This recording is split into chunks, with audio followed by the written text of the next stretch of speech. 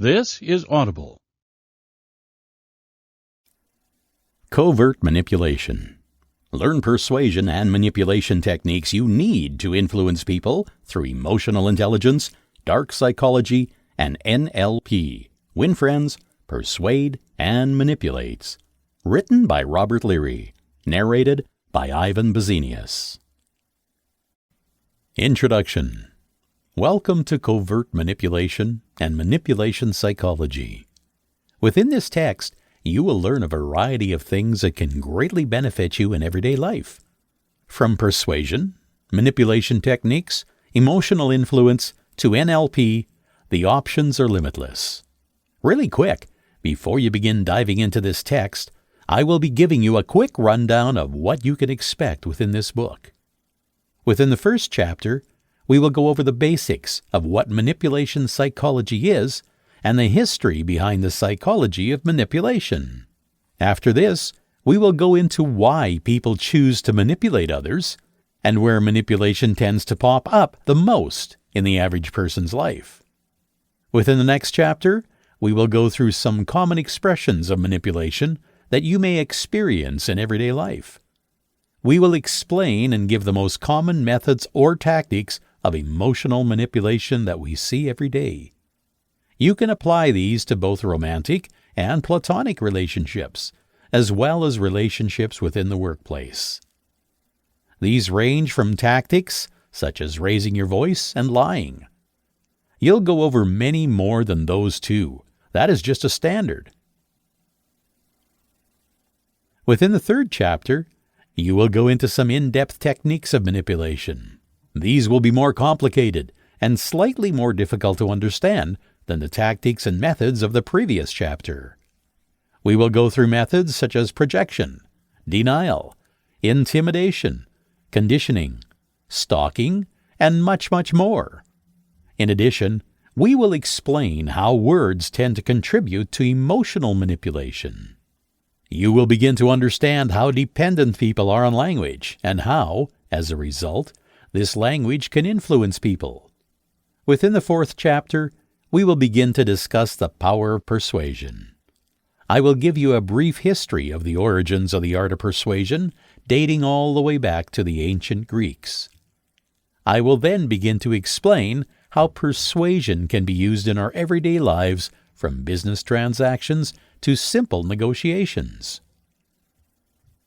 Within the fifth chapter, we will begin to discuss something brand new, neuro-linguistic programming. I will give an in-depth background and history on the origins of neuro-linguistic programming and will explain how neuro-linguistics programming is used to manipulate and manage those around you.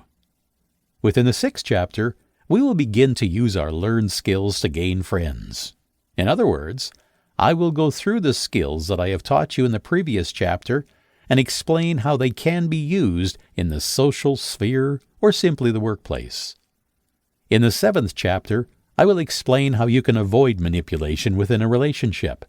More specifically, I will explain how you can spot manipulation with you or others and how to avoid a relationship with manipulative tendencies.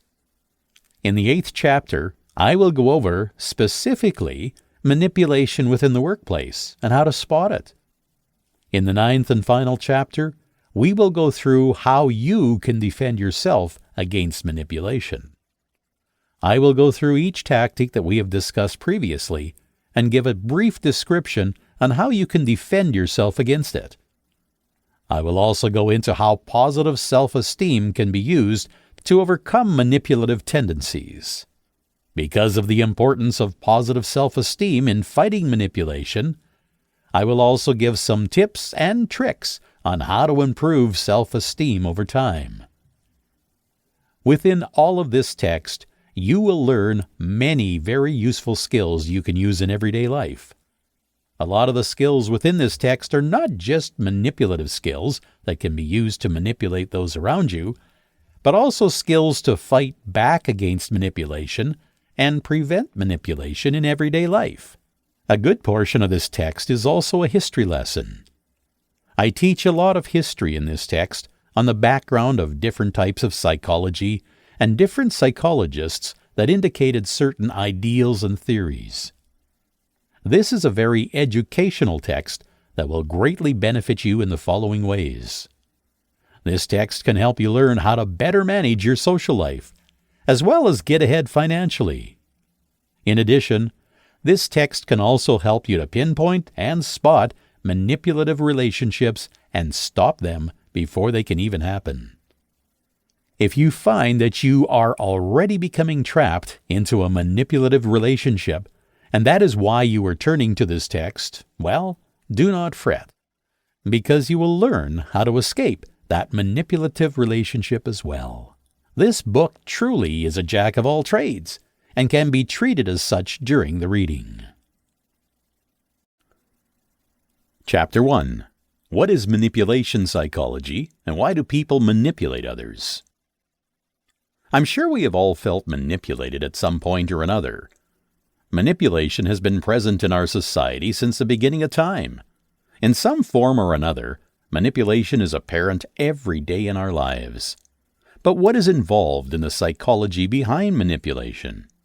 What drives individuals on a psychological level to manipulate others? Within this chapter, I will cover all of this and more. Manipulation psychology. What is it? Before delving deep into how you can use manipulation to your benefit, I have to give you an idea of what psychological manipulation actually is. First and foremost, manipulation is a form of social influence in which the goal is to change the behavior of those around you through abusive or deceptive messages. This is often used to benefit the interests of the manipulator, usually to the expense of those around them. Words used to describe manipulative psychology are those such as exploitive, abusive, devious, and deceptive. Despite its connection to manipulation, an act that is inherently negative, the act of social influencing, is not always damaging or abusive. An example of this is when someone's friends, family, and doctors will try to change the mindset of someone who has unhealthy habits and behaviors. In a normal context, social influence is typically harmless in the fact that the individual being influenced is easily able to accept or reject it. The difference between this and manipulation is that social influence is not necessarily coercive and does not typically use underhanded methods to change a person's behavior. That being said, social influence and manipulation go hand in hand, as manipulation cannot exist without social influence. Another, less negative term used for manipulation is persuasion. Persuasion is used in a variety of ways in our everyday life.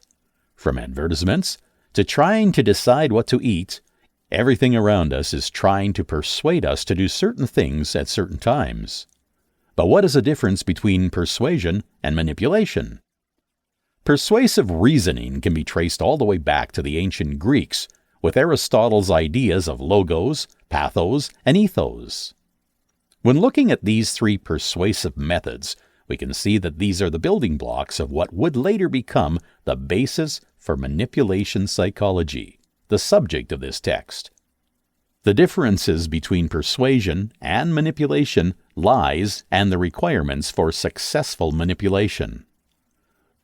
The first of these requirements is the need to conceal aggressive intentions and behaviors. The second is having to know the person that is being manipulated.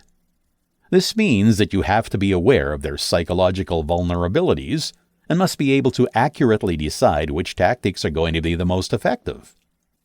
Finally, the last requirement for successful manipulation is having a particular level of ruthlessness and not caring about the harm that may befall the victim. Manipulation most commonly is achieved through the use of covert aggression. In colloquial terms, this is also known as passive aggression. Why do people manipulate others? Well, the answer to this question begins with fear.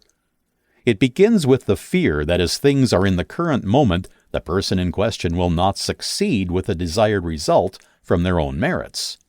Or they may be afraid that their life and the people around them will not provide for them or come to the favorable result. Sometimes they may also feel as though life and the people around them are quintessentially working against them. This is coupled with a fear that the people around them will gain and succeed in a way that they never will, and also that the limited resources in this world result in a dog-eat-dog scenario.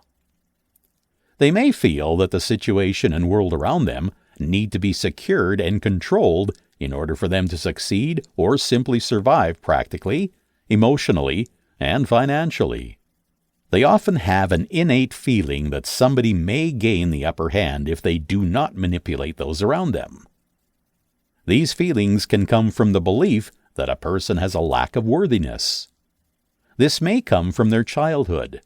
This may simply come from an unsupportive friend and family group.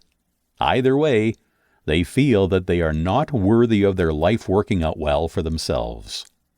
They also struggle with the idea that they are not worthy of other people having their best interest in mind, and thus are attacked by these fears. So, at the base of all of this is a fear that causes them to manipulate others. This is fueled by the feeling that they are unworthy to those around them. These individuals also often experience what is called a lack of consciousness. In easier terms, this is the belief, sometimes without even realizing it, that you are not responsible for your own reality. People that suffer from this are unable to make the correlation between the events that occur in their lives and their internal selves. Or in other words, they may not understand that the way that their life around them is unfolding reflects how their emotions within them are shown. This often is also coupled with an inability to learn from previous experiences, and a tendency to repeat past actions expecting a different result. Unconscious people feel that the world is inherently unsafe. Because of this, in order to get results in this society, they feel they have to manipulate those around them. Even if the results of this manipulation do not bring them satisfaction and ultimately result in being emotionally or practically back at square one every single time. Instead of trying something new, like not manipulating people, in order to try and avoid the pain of this failure, the manipulator will create a new manipulation. But why doesn't the manipulation work the first time? This is because manipulation is not an authentic or true action. It is an action of defense in an attempt to stop the fear, pain, and unworthiness. Because of this, by trying to succeed using manipulation, as opposed to authenticity, the result is a sense of non-authenticity that can cause further damage within the mind and soul of the manipulator. Because of all of this, we can come to the conclusion that a person who manipulates does so because they feel unworthy within their core. So in order to properly pinpoint the signs of manipulation in our lives, we need to know where they pop up the most common. In order to fully understand these areas of manipulation, we have to keep in mind that not all who manipulate are conscienceless. Narcissists have also been known to go to extreme lengths to manipulate those around them. I will not go into detail upon the reasonings behind a narcissistic person manipulating those around them, but understand that it still comes down to the idea of being unworthy.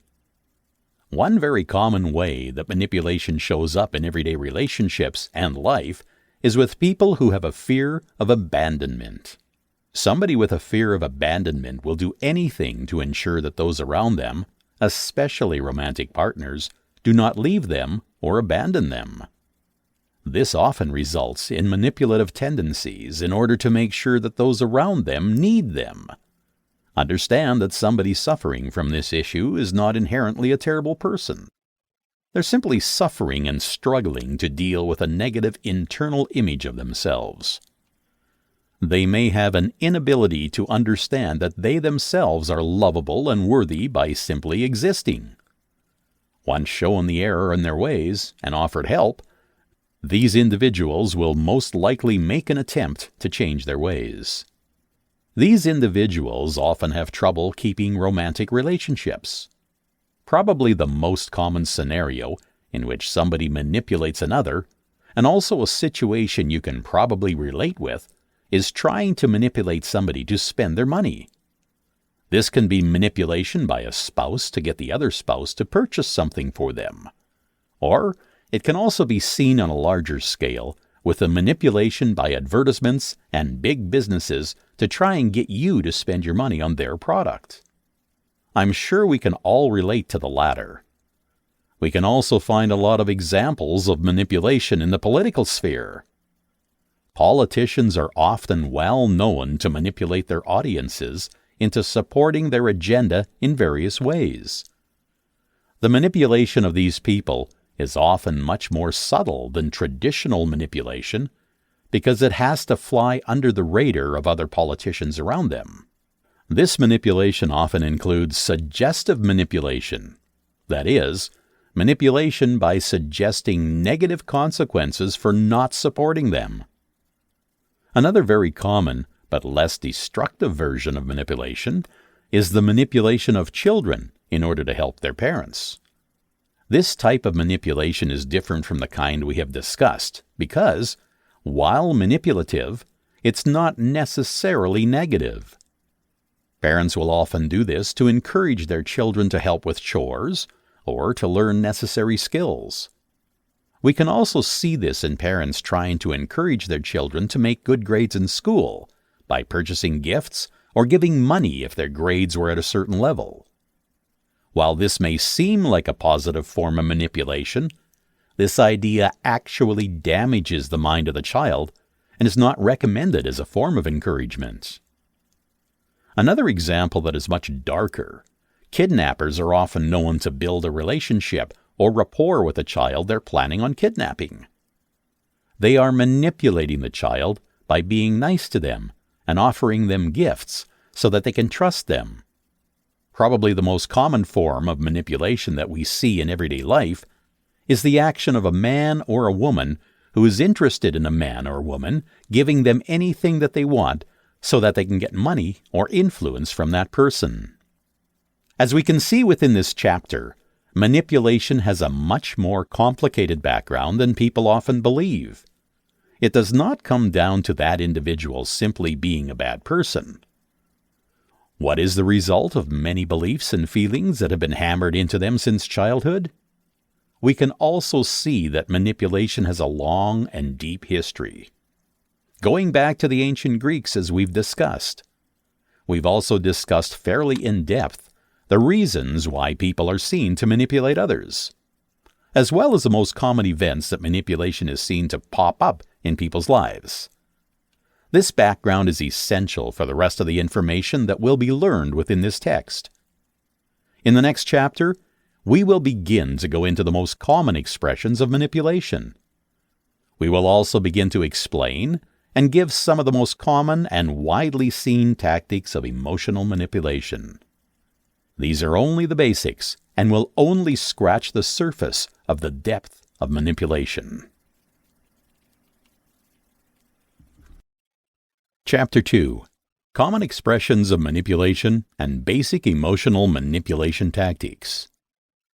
Within this chapter, we are going to go over some of the most common expressions of manipulation and how to spot them. We will also go over some of the most basic emotionally manipulative tactics. Expressions of manipulation. Most of the common expressions and phrases of manipulation are related to relationships. You may notice that as a trend within this portion of the text. This is because those that are in relationships have the most power over the person they are in a relationship with, and they are also the most vulnerable. This phenomenon can make certain individuals feel as though they must manipulate in order to feel secure. The first phrase or expression we're going to go over is the following: "Why are you still mad at me? I bought you a gift." This phrase is manipulative because it uses two methods of manipulation that have been identified by the psychologist Herbert A. Simon. These two methods are known as rationalization and minimization. Rationalization is an excuse that has been made up by the manipulator to redeem themselves for inappropriate or negative behavior. This form of manipulation is often coupled with minimization, which we will discuss next. Minimization is a form of denial that is at the expense of the person being manipulated. Within this method, the manipulator suggests that the feelings of the person being manipulated do not matter or are of less importance by suggesting that the events that they are upset about were not harmful or negative in the first place. This, coupled with rationalization, makes for a very powerful form of manipulation. Within the expression given, the manipulator is using minimization within the question, "Why are you still mad at me?" By making the manipulated person's anger seem irrational, he minimizes their feelings. They then follow it up by saying, "I bought you a gift," which is the rationalization aspect. The manipulator is rationalizing, making their previous actions seem okay by purchasing the manipulated individual a gift. The next phrase we are going to go over is the following: "Stay home and let me take care of you. This is what's best for the kids." This phrase is very manipulative and uses two huge emotionally manipulative tactics. The first one that it uses is a very powerful one known as a guilt trip. Using a guilt trip in a manipulative sentence is very powerful because it makes the victim feel negative about themselves. They may begin to experience self-doubt, anxious, or feel submissive to the person doing the manipulating. The next method of manipulation that is used in this phrase is known as playing the servant role. This method was also indicated by Herbert A. Simon. Within this method, the manipulator hides their self-serving agenda under the idea of service to an honorable cause. This form of manipulation is also quite powerful because it makes them appear as though they are a superhero or some type of noble human being acting out of service. In addition to placing the manipulator up onto a pedestal, this form of manipulation also manages to rationalize the action of the manipulator under the guise of them being obedient or acting like servants. Within this phrase, the manipulator uses guilt trip by saying, "This is what's best for the kids," by preluding this guilt trip with the phrase, "Stay home and let me take care of you," which makes them appear as though they are acting in the servant role in this situation. Overall, the effect of using these two methods together within this phrase makes the manipulator appear like a very generous and kind person, while making the manipulated individual feel guilty and ashamed for not wanting to do what the manipulator wants. Another very common phrase used in manipulation is as follows: "Don't leave me. I might hurt myself." This is probably the most dangerous and powerful form of manipulation that we've discussed so far. This phrase is incredibly powerful and effective at manipulating an individual because it makes them feel as though they are responsible whether or not the manipulator injures himself. This phrase of manipulation can fall under many different methods of emotional manipulation. The first that I see here is known as projecting the blame or blaming others. In this method, the manipulator makes it look as though the victim is the one doing something negative or harmful to the manipulator, whether they truly are or not. This makes the victim feel as though they are to blame for the actions of the manipulator. This is often very effective and believable by the victim.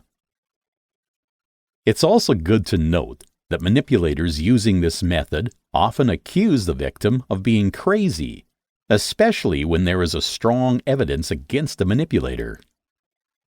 This manipulative statement couples the previous method with a new method known as playing the victim role. Within this method, the manipulator makes themselves appear as the victim of the circumstances or as the victim of somebody else's behavior in order to evoke pity, compassion, or even sympathy within the actual victim. This method is especially powerful if the manipulator knows that the person they're manipulating is a caring or generous person.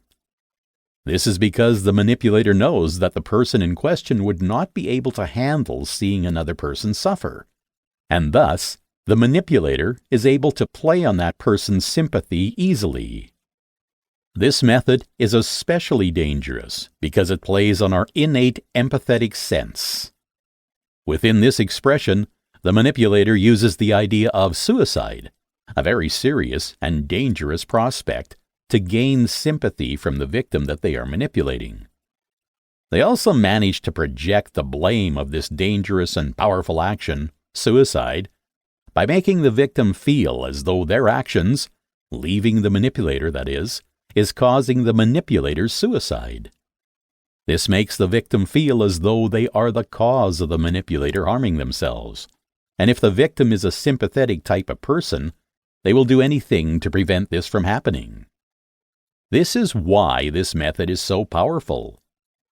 The final phrase that we are going to cover that is commonly used to manipulate others is the following: "You made me do this." The manipulation within this phrase is fairly obvious and uses a form of manipulation that we have already gone over. That is the idea of projecting blame onto the victim. By telling the victim that their actions forced the manipulator to do whatever it was that they did, they can make the victim feel responsible. As a result, the victim feels as though they must do something to right whatever wrong they believe that they did. This manipulative statement is easy to spot and is often a last-ditch attempt of a manipulator to get their victim to do what they want when they feel they have been backed into a corner. The reality of the matter is that the victim only has control over their own actions. The actions of the manipulator cannot be controlled by the actions of the victim. In reality, the manipulator chose to act the way that they did and have to learn to understand that it was them who decided to do whatever it was in the first place. This statement can sometimes be followed up with accusations of the victim manipulating the manipulator. Tactics of manipulation. In this next section, we will be discussing some common tactics of emotional manipulation. The first tactic of emotional manipulation that we will be going over is very common in everyday life. This tactic is known as lying. Lying, or gaslighting as some know it, is very common in emotional manipulation because it is so easy to do. It is used to intentionally keep the victim feeling off balance in their life. If an individual is feeling very off balance in their life, they are less likely to question the actions or ideas of those around them, which is beneficial to the manipulator. It can also be used to make the victim seem like the bad guy, and is very commonly used to twist a situation against the person being manipulated. This tactic is one used to try and maintain control in a scenario, and can often lead to lack of trust in relationships. The way that a manipulator using lies to manipulate somebody makes them start to lose a connection with their instincts because they're being convinced that their instincts are wrong. When this happens consistently over a long period of time, it can cause a lot of turmoil. This turmoil is usually beneficial to the manipulator, because if the victim is not sure of themselves, they will not have the strength to fight back against their manipulator. This can also prevent a victim from reaching a proper solution to a problem and blind them to dangerous events that are happening around them. This method is also often coupled with a tendency to point out things about the victim that are damaging to their self-esteem, but also completely unrelated to the matter at hand. Doing so does not only lower the self-esteem of the victim, but also serves to produce a feeling of confusion in the victim. As we have discussed before, confusion and feeling offset is very beneficial to the manipulator because it is easier for them to get away with their manipulation with these feelings in place. The next form of emotional manipulation that we will discuss is when a person raises their voice at another. The sound of a person raising their voice just on a psychological level invokes an innate sense of panic. This is psychological and completely instinctive. It's something that nobody can really stop themselves from feeling. Because of this is a very powerful form of manipulation. The sound of a person raising their voice against another invokes a sense of panic in the person being yelled at. This sense of panic is incredibly beneficial to the manipulator, because in a moment of panic, the victim will be willing to do anything they can just to stop the yelling. The innate sense of fear and terror that comes from the sound of somebody raising their voice at an individual puts the victim onto the very shaky ground and makes them feel as though they are in the wrong. This is because the sound of somebody raising their voice at you brings you back to when you were a child, and your parents would chastise you for doing something wrong. At a subconscious level, the sound of somebody raising their voice makes you feel like a child because of this connection. This is all very beneficial to the manipulator, because if the victim feels like a child, then they feel as though they have no control. A manipulator needs their victim to feel as though they have no control over the situation in order for the manipulator to maintain their own control. A manipulator's ability to manipulate is very strongly based on the delusions of the person they are manipulating. If that person feels as though they have no control over a situation, then it'll give the manipulator more control over the said situation. In addition to all of this, the sound of somebody raising their voice is also very prone to elicit panic and unsureness in the victim, because the sound of somebody raising their voice is a sign that precedes an action.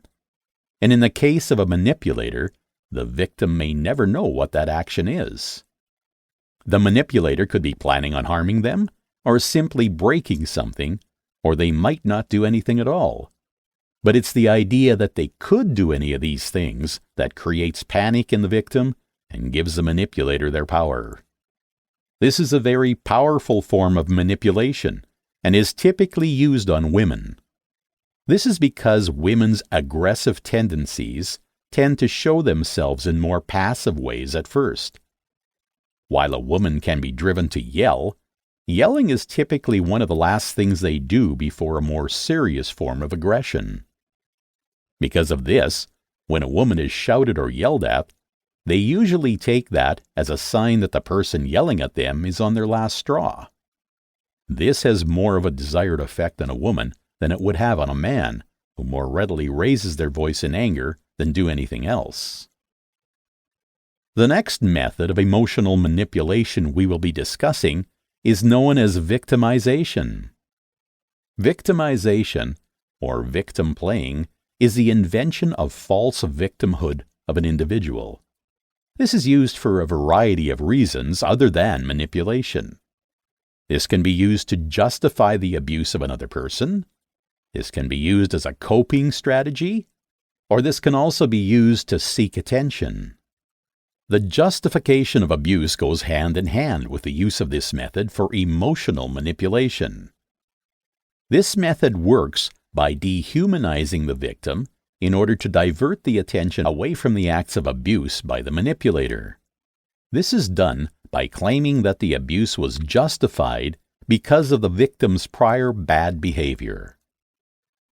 I would like to note that this is very common in physically abusive romantic relationships. Strategy is often used by the manipulator or the abuser to keep that person that they are physically or emotionally abusing from realizing that they are being abused in the first place. By placing the blame onto the victim, they trick the victim into thinking that everything that's wrong in the relationship is because of the victim. This is, of course, not true, but that shows how powerful this form of manipulation is. It's almost a sort of reverse psychology in a way. By placing doubt onto the person being manipulated by the manipulator is more easily and readily able to weave in and push their own agenda. Which, in the case of an abuser, is typically not to lose the abused or get arrested. This can also be known as grooming the victim by attracting a sort of sympathy from those around them in order to gain support so that they feel more justified in the abuse of the victim. This method serves more than simply justifying their actions to the victim or those around the victim. This method also serves to justify the actions of the manipulator to themselves. Most individuals do not want to think of themselves as an evil, abusive, manipulative person. So, by justifying their actions by blaming the victim and making themselves believe that they were only acting as a result of the victim's actions, they can rationalize their behavior so that they do not hate themselves. A difference in the way that they treat those around them and what they believe themselves to be is known as cognitive dissonance, and the use of this justification is known as existential validation, because it helps them deal with the cognitive dissonance that results from the differences in how they actually act and how they believe they act. While this method is very powerful in the short term, this tactic seems to be less successful over time. Those that feel sympathy for the manipulator, because of the manipulator's ability to seem like the victim, will in a short term feel as though they need to rescue or help the manipulator, and by doing so will further push their agenda. But as time goes on, and there is no movement toward anything better in the manipulator, those heroes will feel as though they are wasting their time and become frustrated at the lack of improvement. Eventually, this has been shown to make the sympathetic individuals leave the manipulator no matter how much he plays the victim. Playing the victim can also be used as a technique to seek attention. Many people in our world today are very addicted to attention, either because of a childhood issue, a lack of love in their life, or simple narcissism. Attention is constantly being searched out in our modern world. Playing the victim is the easiest way to gain attention from those around you, because we as humans are attracted to pain and suffering whether we like to admit it or not. So, by playing the victim, a manipulator is able to get the attention they want and need. Because of this attention giving positive feedback on a manipulator's actions, it is often hard for a person to stop using this method once they've begun using it regularly. It almost becomes like an addiction, because it feels good emotionally to have people around you feeling sympathetic and wanting to help you.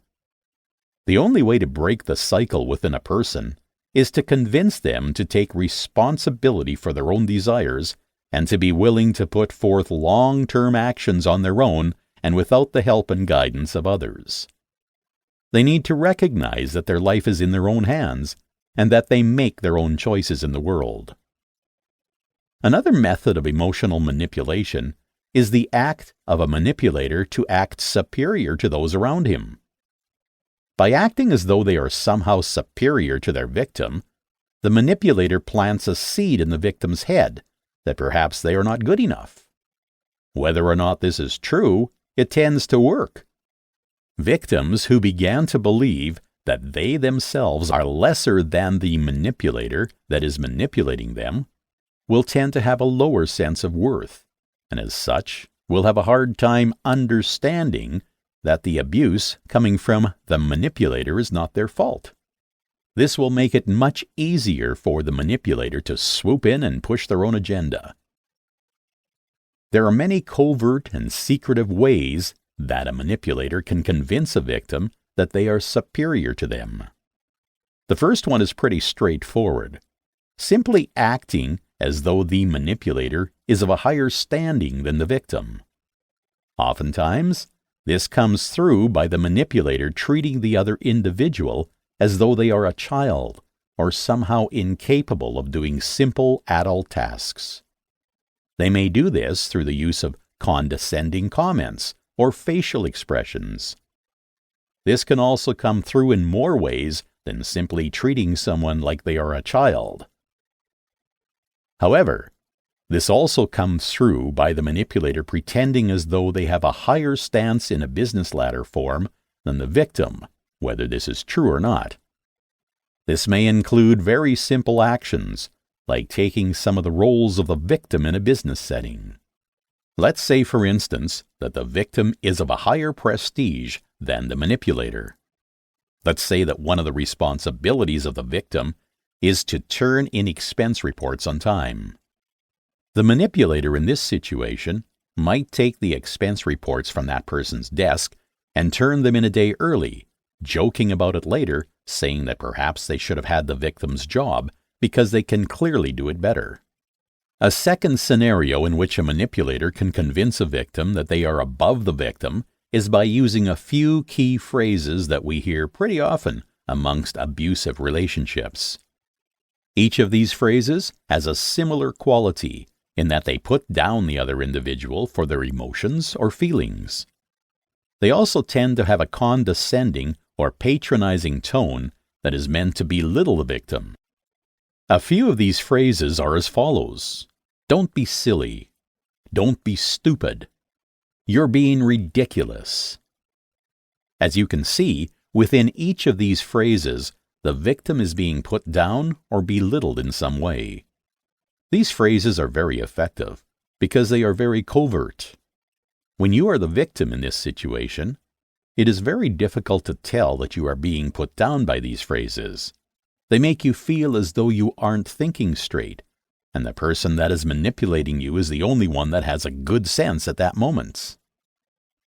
Another way that a manipulator can act superior to their victim in a subtle way is by making jokes about the victim. This is especially effective when done in front of other people. When using this technique, manipulators are often making jokes that are about things that the victim is actually insecure about, and the manipulators usually are aware of this fact.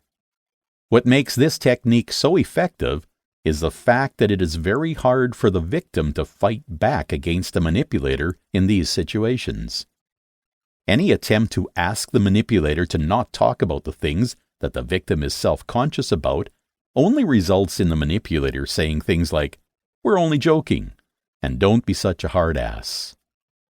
These famous phrases legitimize the jokes that the manipulator made at the victim's expense to the people around the victim.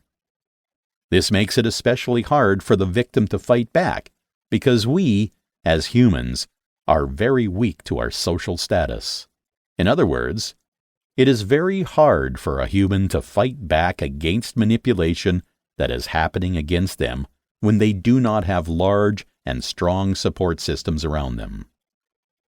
By legitimizing their jokes to the people around the victim, the manipulator poses a risk to that group of support that the victim relied so heavily on. The final technique for manipulating somebody emotionally that we will discuss in this chapter is known as gaining control.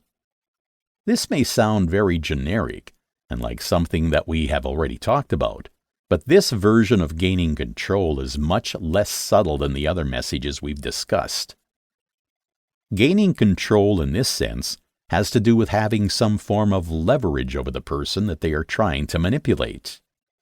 It can be in several different fields, from the social sphere to their economic well-being, to simply making the victim feel as if they have no choice in simple decision-making. This is more specific to obvious displays of control in a relationship. Socially, a manipulator can have control over a victim by befriending all of the victim's friends and gaining their trust in a way that would make the victim feel as though they could not complain to their friends about the manipulator. This is particularly damaging because, as we have discussed before, victims need a large support group in order to break away from their manipulator. From an economic standpoint, a manipulator can have control simply by making more money than the victim. This is particularly effective in cohabitating relationships in which the victim of the manipulator lives together and the victim is dependent on the manipulator's rent or other bills that they may have to pay. The victim's dependency on these things gives the manipulator a constant and consistent control over the victim that is unwavering and easy to keep. This particular type of control is the one that we see most common in abusive relationships. A manipulator can also gain control in a relationship by making the victim feel as though they do not have a choice in very simple matters. These can be as small as not allowing the victim to choose who they hang out with or what they have for dinner. While this may not seem like very much, keeping the victim from being able to make those small choices themselves makes them feel as though they are ultimately powerless in the relationship. They feel as though their manipulator must make all of their decisions for them, usually at a subconscious level. Each of these methods of gaining control is very different, but they all go back to the same main point.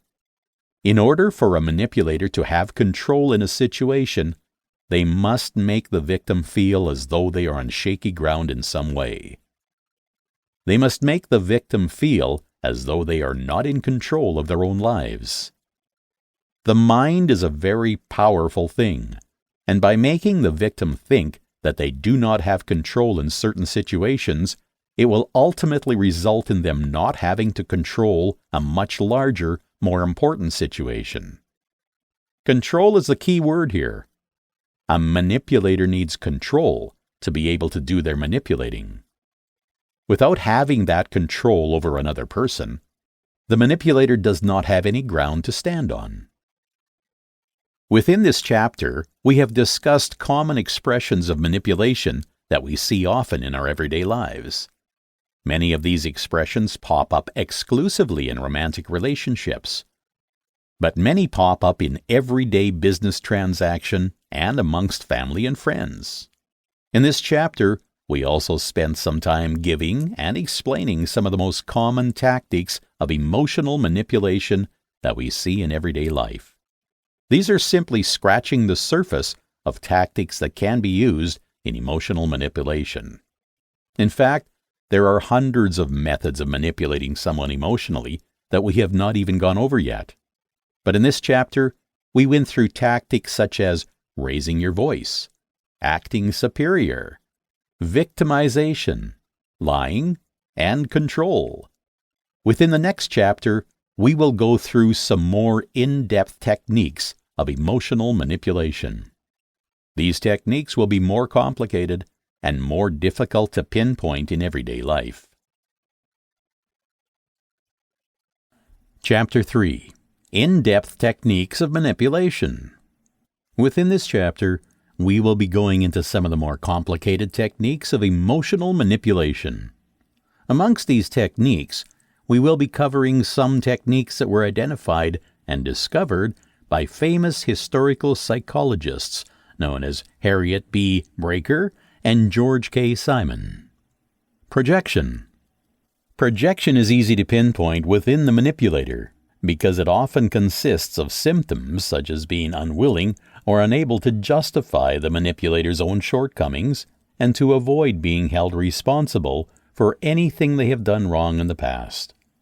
In other words, a person using projection will project their negative behavior or actions onto another person by finding a very extended and unreasonable connection between an action of the other person and the action of the manipulator. This form of manipulation is also often used as a defense mechanism and tends to be instinctual for most people. While it is very common for people to do this without realizing it, there's a difference between projecting out of self-defense and projecting to manipulate. Projecting out of self-defense usually comes suddenly when another person is being accusatory or attacking the individual in question. This action is also usually followed up with the individual realizing what they have done wrong and taking responsibility for their actions in one way or another. A manipulator projecting to manipulate, however, is different because the manipulator will make this projection without being antagonized in any sort of way. they will often do it almost immediately after they have done their negative action and will preemptively project. They also will refrain from ever understanding that what they did was wrong and will never take responsibility for their actions unless somebody forces them to. An example of this would be an employee that has a history of rude or offensive comments complaining to another employee that their boss is incapable of keeping their office family friendly. They would make this comment in an attempt to escape the fact that they are the problem and not the boss or the office. Denial. Denial is a very versatile form of manipulation. Denial can be used in a vast variety of different ways in everyday life. Denial can be used to deny negative actions of the manipulator to help them seem like less of a manipulator to those around them. Denial can also be used by the manipulator to deny to themselves that they are trying to manipulate those around them. In other words, a manipulator might be able to convince themselves that they are not manipulating anybody, but simply acting of some different need or wants. This strengthens the power of the manipulator because the best actor or actress is one that believes themselves to be the character they're acting. This is the same with manipulators. A manipulator that believes that they are truly in the right in every sense of the word will more easily be able to convince those around them of that idea. There are many different ways that a manipulator can deny their actions or deny the actions of another subtly. They can do this using a method known as diversion. Using diversion, a manipulator will refuse to give a straightforward answer to questions and instead will move the conversation on to a different topic time and time again to avoid the said question. This is a way of denying the answer by not even giving it. A very similar but different tactic to this is known as evasion. These two tactics are often confused. The difference between diversion and evasion tactics of denial is that while diversion intentionally steers the conversation onto a different but interesting topic, evasion is more an act of giving vague and confusing responses that seem to have no meaning or are totally irrelevant to the current situation. This tactic is much less effective as it seems quite suspicious in almost any situation. Most intelligent manipulators will not use this tactic unless it is their last possible option. This typically means that somebody, or many people, will have asked a question that gets right to the heart of the manipulator's agenda, or will be putting a hole in the manipulator's strategy. Another word for this method is known as weasel words. Intimidation. There are many different forms of intimidation that can be used by a manipulator to control their victim. The first one we will discuss is known as covert intimidation. This is the subtle, indirect, or implied threats of a manipulator to a victim that puts the said victim into a defensive mindset. These threats are often not threatening of the physical manner, but rather that of the business, social, or economic sphere. These threats are very subtle, and this may not be picked up upon by people around the victim. By putting the victim onto the defensive, the manipulator gains a special kind of advantage. The manipulator gains the advantage of being on the defensive. In other words, the manipulator is calm, cool, and collected because they know when the next strike is coming, while the victim is jumpy and unsure because they feel as though the manipulator could strike at any time and they do not know when they need to be ready for it. This jumpiness is very advantageous to the manipulator because it makes the victim feel as though they are on shaky ground and are not in control of their future. As we have discussed before, this is very good for the manipulator because in order to maintain control, they need their victim to feel as though they have no idea what comes next. Think about this in the way of watching a scary movie. Throughout the entire film, you are sitting at the edge of your seat because you know that something frightening could happen at any moment. And because of this, something that normally would be very normal, like an owl hooting in the background, for instance, frightens you because you are on the edge in the first place. If you know anything about films, did you know that this was the desired effect of having the owl hoot at a crucial moment? Because after that fright, you may feel silly, or as though you cannot trust your instincts anymore, and thus are lulled into a false sense of security to then be attacked by whatever the actual scare was meant to be. Similar to a victim, with the manipulator, you are under the complete control of the filmmaking. Conditioning. To condition someone or something, the basic form is a process of learning that happens through the use of rewards and punishments, or desired or not desired behavior. This can also be called operant conditioning. In this particular form of conditioning, an association is made between a behavior and a consequence of that behavior. The easiest way to think of this in everyday life is the way that we train dogs. Dogs are often trained with the use of a treat for good behavior and a scolding of some sort for bad behavior. This is a form of operant conditioning. The connection of the desired behavior of the dog with a treat to the not desired behavior of the dog with a scolding leads the dog to subconsciously connect the desired behavior with a positive outcome. A similar training method can be used with humans, and the result is known as operant conditioning. This is not to be confused with classical conditioning, which is similar but not exactly the same. All of the steps leading up to the end result of both forms of conditioning are the same. The difference lies in the very last step. Operant conditioning is based on voluntary behavior by the individual being trained, whereas classical conditioning is based on the involuntary behavior of the person being trained. In our dog training example, the action of the dog doing desired behavior is a result of the operant conditioning. However, the dog being excited and expecting a treat after that action is a result of classical conditioning. This is because the feeling of excitement and expectation is an involuntary behavior that comes from the association of a treat with the action given. This pops up in humans as well.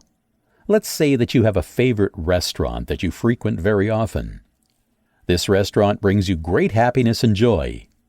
As a result, you tend to like the waiters or the waitresses that work at this restaurant more than you would waiters or waitresses that work at a different restaurant.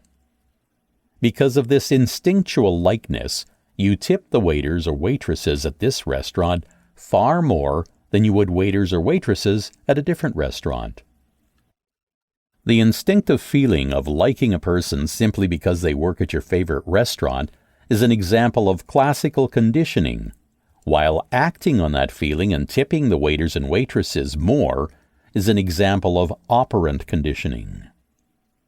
Now we can begin to see the connection between these two types of conditioning with manipulation. If a manipulator knows even the basics of these two types of conditioning, it becomes very easy for them to subconsciously train their victim to bend to their every whim. Let's say, for instance, in the case of a manipulative, romantic relationship, a female partner offers her male partner sexual gratification every time that he purchases her a new piece of jewelry, and no other time. As a result, the male of this relationship may find himself purchasing jewelry for his female partner and becomes involuntarily aroused as he's purchasing it. The action of purchasing the jewelry is the result of operant conditioning, because it was a voluntary behavior on the man's part, but the involuntary arousal is a result of classical conditioning because of the association with buying his female partner expensive gifts and the resulting sexual gratification. This form of manipulation is especially dangerous because it can work completely undetected and be entirely involuntary. Involuntary habits are incredibly difficult for human beings to break. Because of this, establishing some sort of involuntary habit within a relationship gives the manipulator a consistent and steady standing that they would not normally have. These involuntary habits will, as we know, result in voluntary behavior, which is even more powerful for the manipulator because they can claim that the actions of the victim have nothing to do with them because they were of their own voluntary decisions. If it's done correctly, this form of manipulation is very powerful. Stalking and gossip. Stalking and gossip are very interesting and very dangerous forms of manipulation. When a manipulator stalks their victim, their intentions are very different from normal manipulative intentions.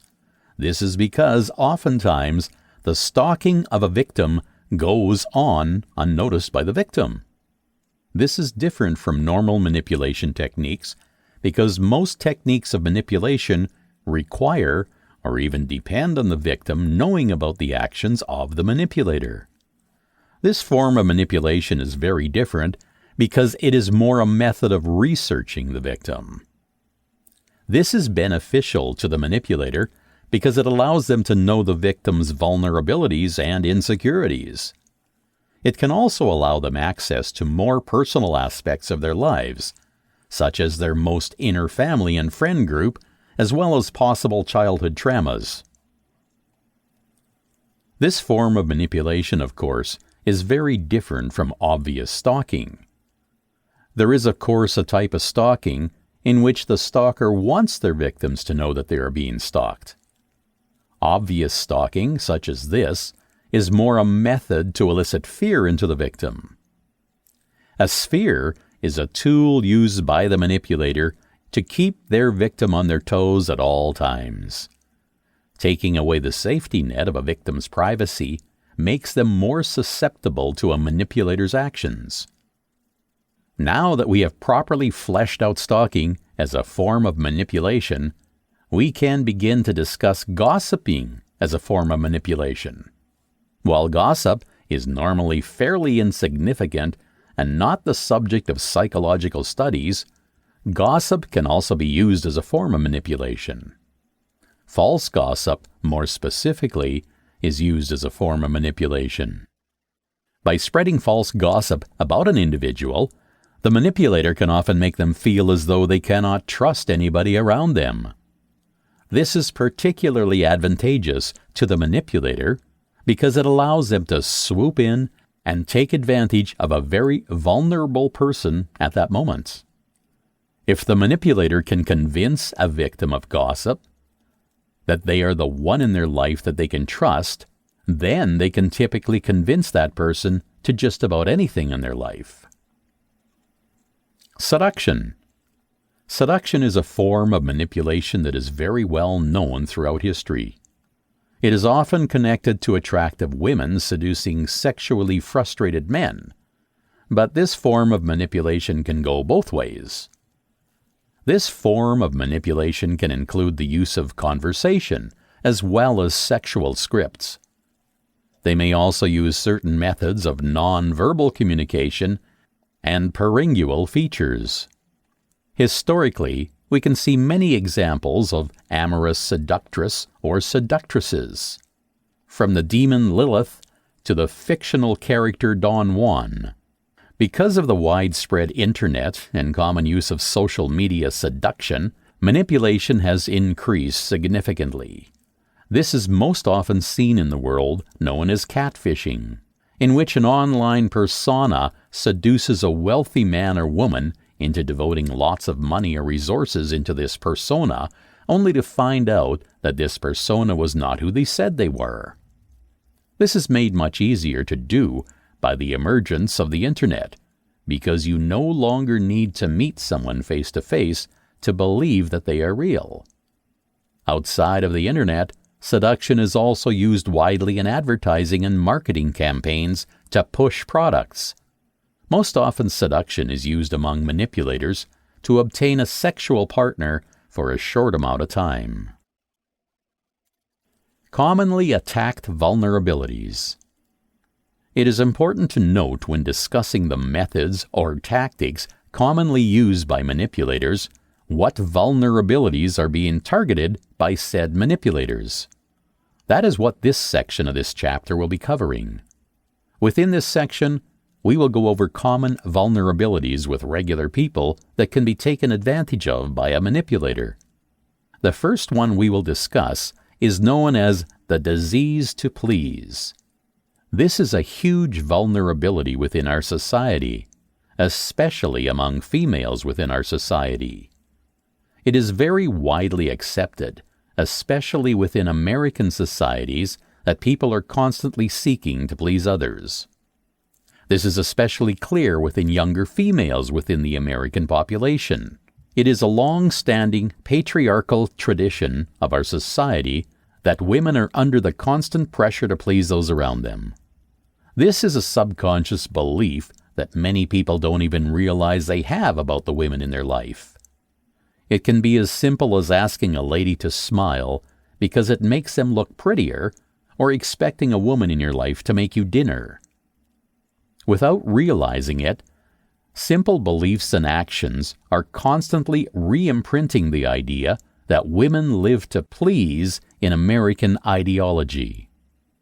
Whether male or female, this involuntary ideology is incredibly beneficial to manipulators and incredibly dangerous to victims.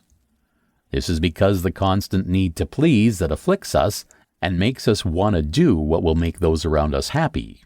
It's because of this that manipulators find it very easy to convince people to do things they don't want to do. Another form of vulnerability that is often exploited by manipulators is the human's addiction to the earning of praise and acceptance by society. In other words, humans want to be accepted by those around them. If a manipulator is able to convince a victim that not following the manipulator's ideals will prevent them from being accepted in their society, then the victim will do anything that they can in order to please the manipulator, because they believe that that will bring them acceptance in their society. As previously stated, we are addicted to this idea of being accepted within our society. This is especially beneficial to manipulators, because they can hold the power of societal acceptance over their victims. Another common vulnerability that can be exploited by manipulators is known as emetophobia. This is a very common phobia that often does not get any sort of recognition or attention for its existence. Emetophobia is the fear of negative emotion or the fear of someone expressing anger, frustration, or disapproval. Some form of this is experienced within most members of societies.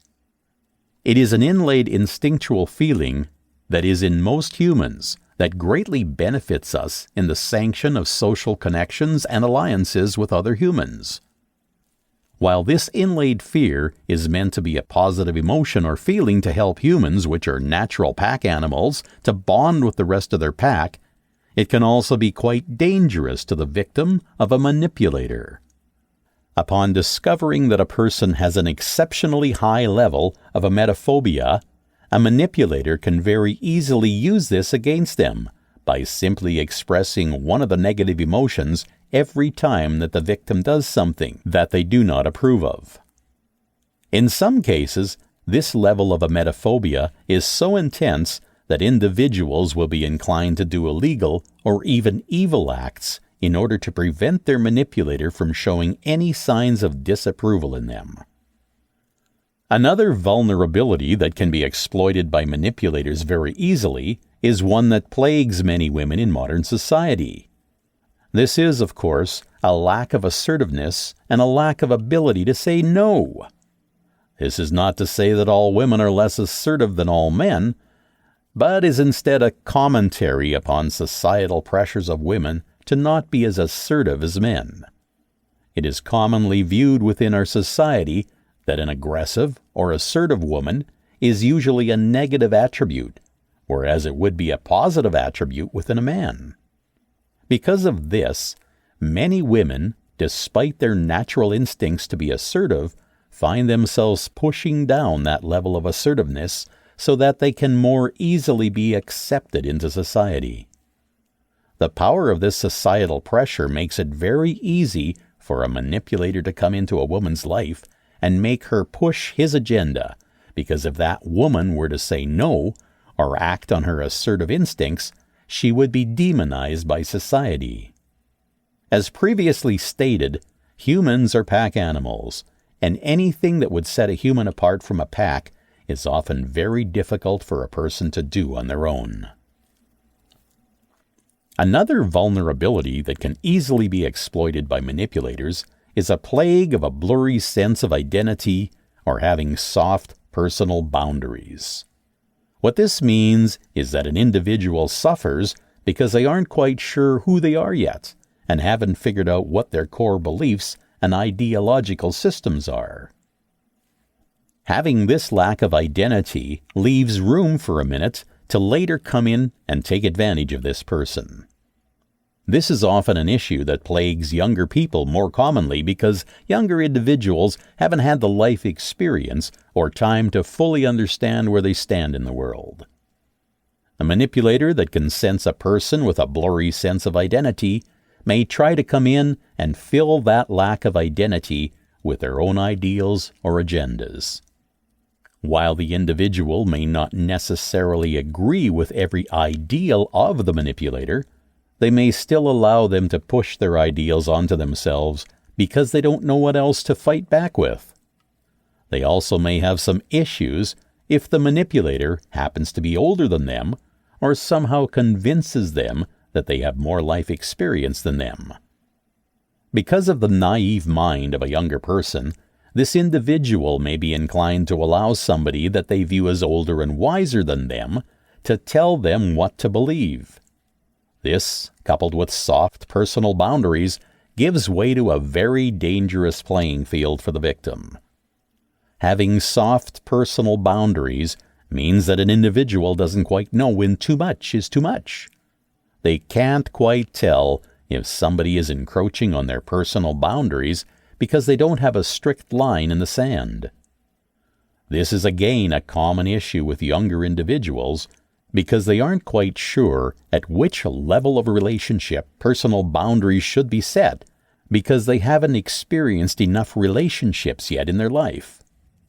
All of the vulnerabilities that we have discussed so far have been indicated by the psychology we discussed before, known as a breaker.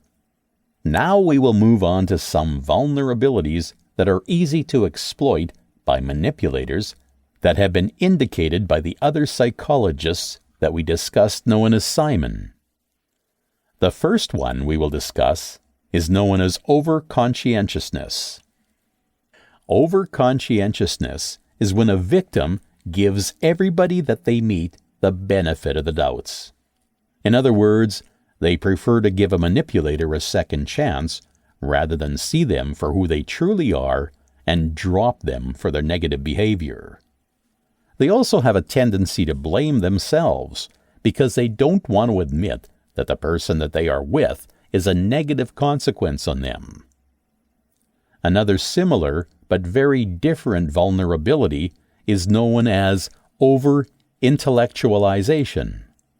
With over-intellectualization, the victim wants to believe that everyone around them has some kind of understandable and intelligent reason for what they are doing. Because of this, they teach themselves that the manipulator must have a reason to be hurtful to them. This results in them blaming themselves because they come to the only conclusion that makes logical sense to them, which is that they must have done something wrong. Typically, this is not true, but they come to this rationalization because the idea of the person manipulating them simply being a bad person doesn't make enough sense to them because the manipulator may be charming or kind most of the time. Individuals most at risk of being manipulated. Within this section, I will discuss the types of individuals that are most at risk of being manipulated by a manipulator. The first of these individuals are those that are immature. An immature individual, often younger in age, is more at risk of being manipulated because they have not yet experienced very much in the world, and they do not know what signs to look for when searching for a partner. These individuals often do not know when a red flag is being raised. They intend to care too much about the people within their friend group to want to risk damaging the social hierarchy by attacking a manipulator. These individuals often have difficulty accepting that there can be dishonest people in the world. These individuals are also incredibly impressionable and easy to be convinced by charmers. Another individual that is very at risk of being manipulated is someone who is naturally very trusting and forgiving of those around them. Somebody who is very open and honest tends to assume that everyone around them is just as open and honest as they are. Because of this trusting personality, they are often more likely to put a lot of the leaf into the arms of a manipulator. They are most likely to do this without checking any credentials and are less likely to question someone who claims himself to be an expert, whether or not they actually are. Trusting individuals tend to characterize women, younger people, and the elderly. The elderly tend to be more trusting than the average individual because they're too tired from life to actually go through the steps of making sure that an individual they are hiring for an action is legitimate. This type of individual blends into our next type of person that is vulnerable to exploitation or manipulation, which is a careless individual. A careless individual is somebody who does not care enough to put in the effort to make sure that somebody in their life is not manipulative. Within the next section of this chapter, we will discuss briefly a political theory that has its basis in manipulation, Machiavellianism. Well defined as a political theory, Machiavellianism is also described in modern psychology as the type of personality trait. Machiavellianism. Machiavellianism is a phrase that psychologists use to describe an individual that emotionally detaches themselves from societal views of morality. They use this detachment to help reach their goals and thus deceive and manipulate those around them. A test was developed in the early 1960s to measure a person's level of Machiavellianism. This test is often referred to as the Machiavelli test. This test became a standard tool for self-assessment towards Machiavellianism. Individuals who score very high on the scale tend to agree to commonly used phrases such as, "Never tell anyone the real reason you did something unless it's useful to do so," while tending to disagree to phrases such as, "Most people are good," and "kind." Having a Machiavellianism personality makes it very easy for an individual to manipulate another. Without being weighed down by emotional sensibilities, an individual with Machiavellian tendencies will be able to think more clearly and push their manipulation further than an individual with lower Machiavellian tendencies. Many individuals with long histories of manipulating others will have a connection to Machiavellianism train of thoughts. Within the next section of this chapter, we will discuss how words can influence individuals and how words can contribute to emotional manipulation. Influence of words. Words are very powerful tools in the hands of a manipulator. Language and communication are very important to the human race, and a lot of weight is put onto the words that we say to one another. Keeping this in mind is very clear to see how manipulation through language works so well. There are many different methods to manipulate through language. The first we will focus on is pushing positive words while hiding negative information. This is seen the most often in advertising and in product placement. Take for instance a cup of yogurt that on the front of the label says that it's 95% fat-free. While this is probably true, they're leaving out the fact that this yogurt is also 5% fat. Whoever designed the label, or this particular cup of yogurt, conveniently chose to leave out the 5% fat that's in their yogurt in order to reach a wider span of audience. Another common method of using language to manipulate an individual is by discussing a topic while suggesting a different topic in a subtle manner. The listener in this situation may not even realize that they are being guided in a certain direction, but will give the desired response anyway. This language strategy has been investigated by Stanford psychologist Paul Thibodeau and Leary Boroditsky. Their tests consisted of giving participants certain crime statistics and explaining it to them in terms that either treated the crime like a beast lurking in the neighborhood preying on the town, or as a virus or disease infecting or plaguing the town. What you may ask is the point of this? Well, when given follow-up questions, participants that were exposed to the claims of crime as a beast tended to suggest solutions that were more violent or action-based. There were ideas such as capturing the criminals, punishing the wrongdoers, or hunting them down. As a contrast, individuals who are presented with the crime statistics as though it were disease tended to make suggestions of reform-style solutions. These were ideas such as to diagnose, treat, or give some form of aid to stop these criminal actions. The margin of difference between these two groups of people were much larger than the psychologist or those in the study would have ever expected. This experiment also goes to show how the way that information is presented to us greatly impacts our opinion on the said information. This knowledge is widely known by politicians, and most commonly used by said politicians to push their own agenda. Reading this, and listening to it with a logical mind and standpoint, we can understand that these phrases are simply metaphors. But why, when taken in context, can normal individuals not realize that metaphors should not be taken literally? At no point during this experiment was the crime involved having to do with an actual animal or an actual disease, of course. And we have to assume that the people involved in this experiment understood that. What seems to happen in between the reading of the crime statistics and the asking of the questions is that the one processing the information given through the metaphors activates the primary meaning behind these phrases that involve bestial activities.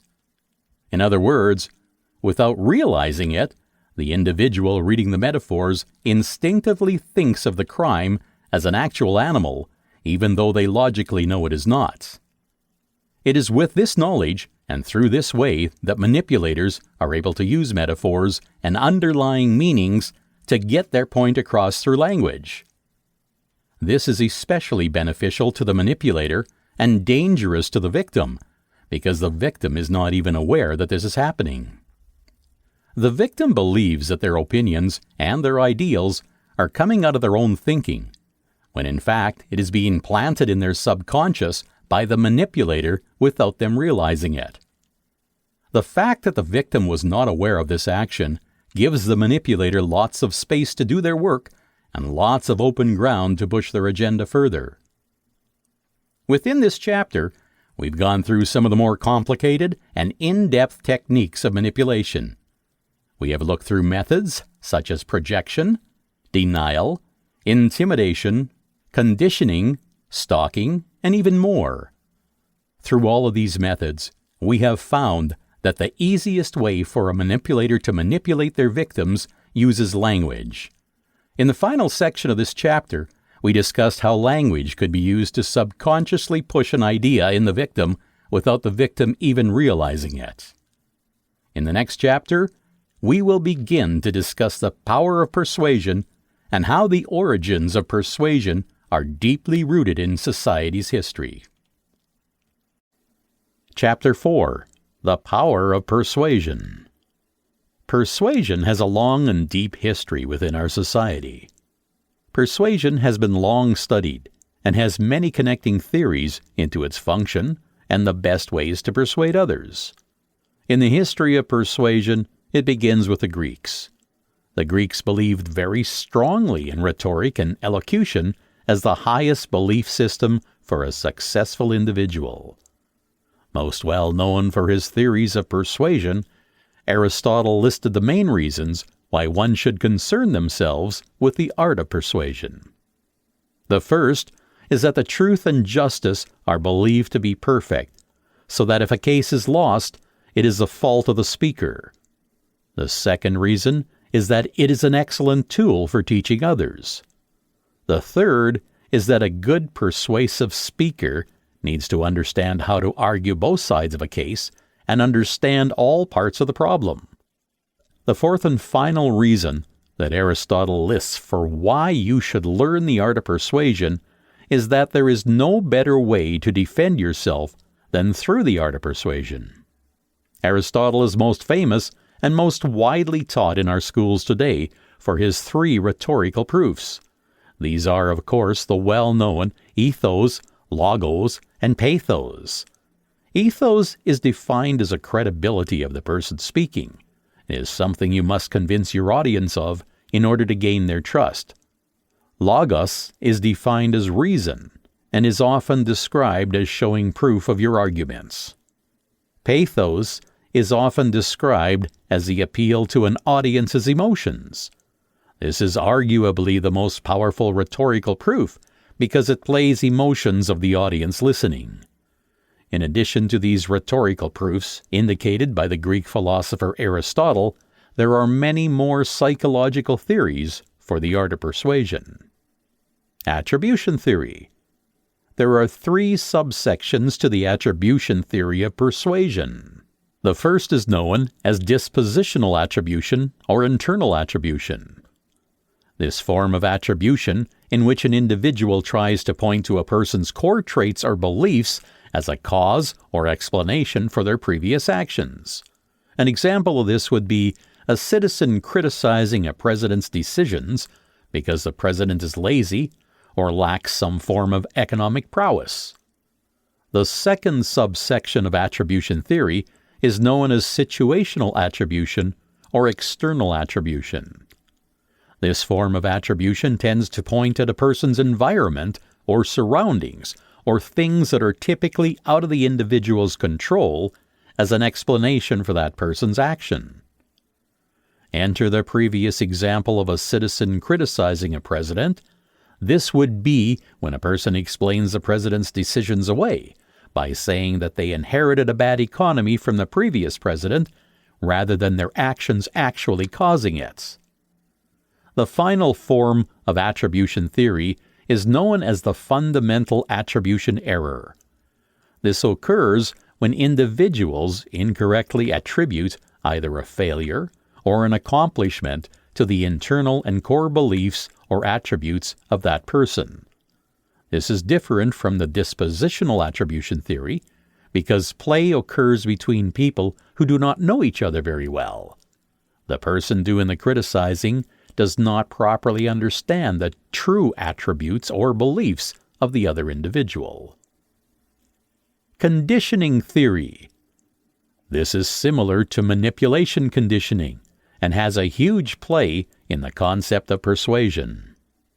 Conditioning is very effective in the world of persuasion because when you're conditioning someone, you're simply guiding them into making voluntary actions rather than directly commanding them to follow your ideals.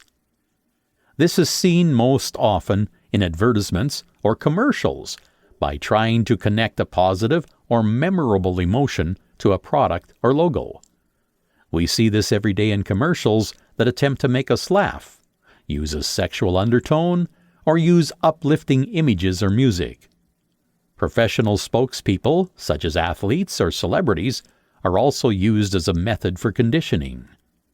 By connecting someone that you may love or respect greatly to a product, they're subconsciously making you feel good about that product when you see it in the store, whether you realize it or not. This is most particularly effective with advertising and consumerism because most purchases are made from an emotional background or value. By eliciting an emotion from the consumer, a product is more readily purchased by that consumer. Cognitive dissonance theory. This theory is very interesting and different from previous theories discussed under Persuasion. This theory was proposed by psychologist Leon Festinger in 1957. Our original theory states that human beings are constantly searching and striving for mental consistency. He believed that our thought, beliefs, or ideas can be in agreement with themselves, unrelated to themselves, or in disagreement with each other. Our mental beliefs, or our cognition, can also be in agreement or disagreement with our actions or behaviors. When we internally can detect some conflicting ideas or dissonance, instinctually it can give us a feeling of incompleteness or discomfort. An example of this is a person who understands that smoking cigarettes is detrimental to their health and does not want to die at a young age, but who has been addicted to smoking cigarettes for a very long time and would probably suffer from cognitive dissonance. Within this theory, it is suggested that we are constantly striving to reduce this dissonance until our cognition is in balance and harmony in all ways. Festinger suggested 4 main ways that we as humans can reduce our cognitive dissonance. The first of the 4 ways is by changing our minds about one of the things that we have dissonance with. The second is reducing the importance of being in harmony in our minds. The third is to increase the overlap between the second and fourth and to reevaluate the cost-reward ratio. Using the example of the smoker we previously discussed when looking through these options, this man can either quit smoking, lower the importance of his own health, convince himself that smoking is in actuality no real risk for his health, or convince himself that the reward of smoking is worth the cost to his health. Cognitive dissonance is very useful in persuasion, because when somebody is feeling unsteady or uncertain about their own core beliefs or ideals, it is easy to steer them towards different beliefs or ideas. Within this chapter, we have discussed the history of persuasion as well as many theories and ideas of the art of persuasion. Within the next chapter, we will be discussing the definition of NLP, some background, and how you can use it.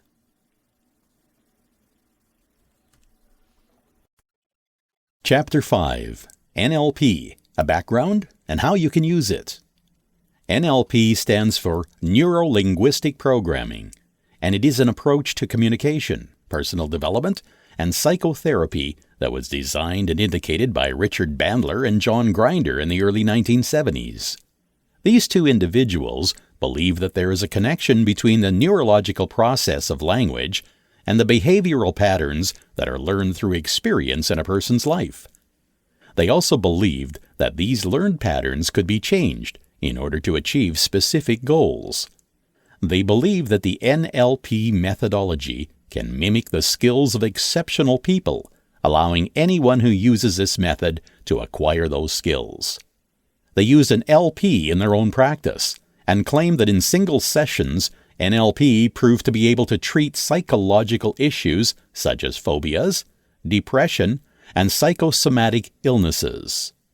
While NLP is marketed and used by some hypnotherapists, there is no real concrete scientific evidence that supports the claims of NLP advocates.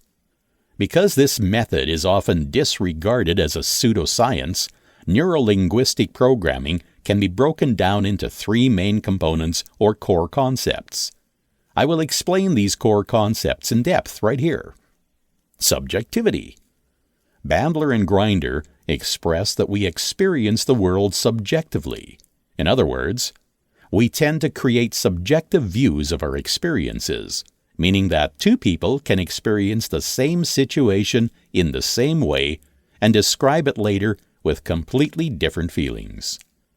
This subjectivity is based on the way that we experience the world around us. This is felt most commonly through sensations of our 5 senses and language. The combination of these 2 results in an internal and mental language that we experience the world through. Think of a moment in which you are mentally rehearsing what you're going to say to somebody. Let's say you're going to order a meal at a restaurant. Sitting at the table, looking at the menu, you think in your head how you say what you want to the waiter. You may predict what their questions will be, and you may think about how you will phrase your answer. Subconsciously, without even realizing it, in this mental planning, you will also be thinking about the smell that's in the air, the feeling of the back of the chair you're sitting in, and the extra sounds that are going on around you. It is all of this extra atmosphere that make up your mental language. This mental language is believed to have a certain discernible structure and pattern. NLP is often working to study the structure of this mental language. The hope, by using NLP, is that you may be able to modify negative behaviors by manipulating these senses based on mental languages. Consciousness. Neurolinguistic programming is dependent upon the idea that our consciousness is broken up into a conscious and unconscious component. The idea of language that our mental state uses daily works almost exclusively through the unconscious part of our brain. Learning. What sets neurolinguistic programming apart from other forms of psychosomatic therapy is its imitating method. Professionally termed modeling is claimed to be able to reproduce a desired trait in any domain of activity. An important part of this form of learning is that it uses the idea of monkey see, monkey do. In other words, a desired trait is shown positively to an individual, and they are able to learn by simply viewing that positive trait to be carried out. Ways that neurolinguistic programming can be used. Alternative medicine. Within alternative medicine, neurolinguistic programming has been promoted very widely and commonly amongst common users. It has been said to be able to treat a variety of physical ailments. These can range from Parkinson's disease, HIV, AIDS, and even cancer. These claims have no real supporting medical evidence. Psychotherapeutic. Neurolinguistic programming most commonly focuses on psychotherapeutic ideas. This is mostly due to the fact that the early models and idealists were psychotherapists.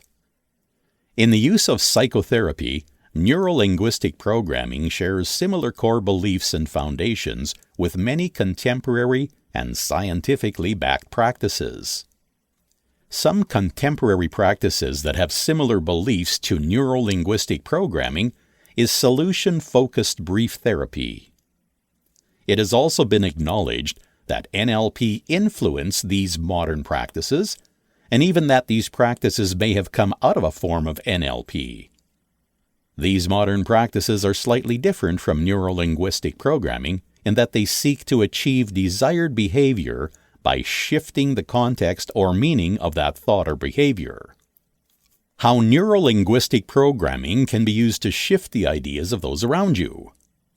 Well, if one is searching to change the ideas of those in their lives, they can do so rather easily with the use of neurolinguistic programming. To begin, they have to learn and understand the mental and internal language of the subconscious mind. Once they have understood this mental subconscious language, they can begin to shift ideals by modeling positive behavior and allowing those internal language pathways to pick up on this positive behavior and begin implementing it. Within this chapter, we gave an in-depth and well-fleshed-out explanation of neurolinguistic programming. We gave some of the historical context as well as some common uses for neurolinguistic programming. In the end, we also explained how neurolinguistic programming can be used to change the ideals and beliefs of those around you. Within the next chapter, we will be using the learned skills within this text to gain friends around us. You will go through nearly every skill that we have taught you and gone over and explain how they can be used to make longer-lasting friendships. Chapter 6. Using our learned skills to make long-lasting friendships. Within this chapter, We will be going back to the very beginning of this text and go through every skill that we have learned and give an example on how they can be used to make friends. Acting superior. This method needs to be used with caution when attempting to win friends in any sort of group setting. When used with subtlety, this method can make people subconsciously respect you and your decision and feel as though they live to serve you. In order to do this properly, it cannot be obvious or able to be pinpointed by the average person. You cannot act superior to those around you. You have to be superior to those around you. Victimization. Victimization, or playing the victim, is probably the easiest, most effective way to manipulate friends. If you can manage to constantly talk about how victimized you are in life, and can convince people that you are, you can get a vast amount of sympathy from those around you. This world is full of people that have an internal and undying need to help others. By playing the victim, you can play on this internal desire or need and use it to your advantage to become friends with somebody wanting to help you. Lying. It's pretty easy to see how lying can be used to gain friends. You can lie about just about anything to try and gain friends. You can lie about how wealthy you are. You can lie about your age. You can lie about your name. If these lies are convincing and easy to support, then people often believe them without too much question. Control. If you can use our previous methods to be in control of someone, then you can very easily befriend them. People are attracted to those that they view as being in control of them. It's a fact of life, and it is commonly seen in the martyring of political figures. You can use any of our previously discussed methods to make someone believe that you are in control of them. Conditioning. Conditioning is a very useful tool in the world of trying to make friends. All it really takes is some positive and negative reinforcement to positive or negative behavior. The best way to do this undercover is to make it a simple part of your day. Do something small for the person that you want to be your friend on a daily basis, and they will find themselves feeling happy when they see you and not quite understanding why. Let's say you really want to befriend Jim. Let's say that Jim always forgets to bring in coffee to work and end up having to go buy some. A good way that you can get Jim to start liking you without realizing it is by bringing him some coffee every morning and explaining it away with some kind of believable excuse. For instance, you could say that you are getting coffee for other people anyway, or that you have to pass by his desk going to the coffee machine. If you do this continuously as often as you can, and Jim will find himself feeling happy when he sees you without any reason to feel happy. Unless Jim's a master in psychology, he will probably simply explain away this feeling with the thought that he simply likes you as a friend. And just like that, you will reach friendship status with this man named Jim, who you want to be friends with for a long time. Within this chapter, we have learned how to use our skills to better and more easily win friendships in everyday life and in the workplace. In the next chapter, we will begin to go over how you can spot and avoid manipulation in a relationship. This can apply to both romantic and platonic relationships. This is very important to keep in mind when you're looking to manipulate other people, because it can be quite dangerous to have a manipulator being manipulated by those around them. Chapter 7. Avoiding Manipulation in a Relationship. With all of this discussion about ways to manipulate people, it is important to keep in mind that you also should be adept at avoiding manipulation in your own relationships.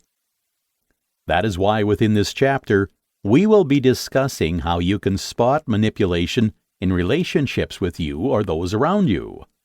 We will also discuss how to avoid a manipulative relationship with you or those around you. If you find yourself in a manipulative relationship, I will also give you some tips and tricks on how to escape from a manipulative relationship. We are going to begin by discussing how you can spot a manipulative relationship from miles away. This can apply to romantic relationships that you are in or the others are in, and also can apply to platonic relationships that you are in or others around you are in. It's important to be able to pinpoint or spot a manipulative relationship so that you can avoid being in one yourself. Knowing the obvious signs of a manipulative relationship can also prevent you from showing those signs if you're choosing to manipulate somebody. The first sign that we are going to discuss that you should look out for when searching for a manipulative relationship is consistent accusations. If you find that in a relationship, accusations are happening frequently and are often being accused by the same person, it may be a warning sign that you or somebody you know is in a manipulative relationship. The reason that a manipulator may accuse their victim often and consistently is in order to provoke a discussion between the two of them. Typically, this discussion turns into an argument.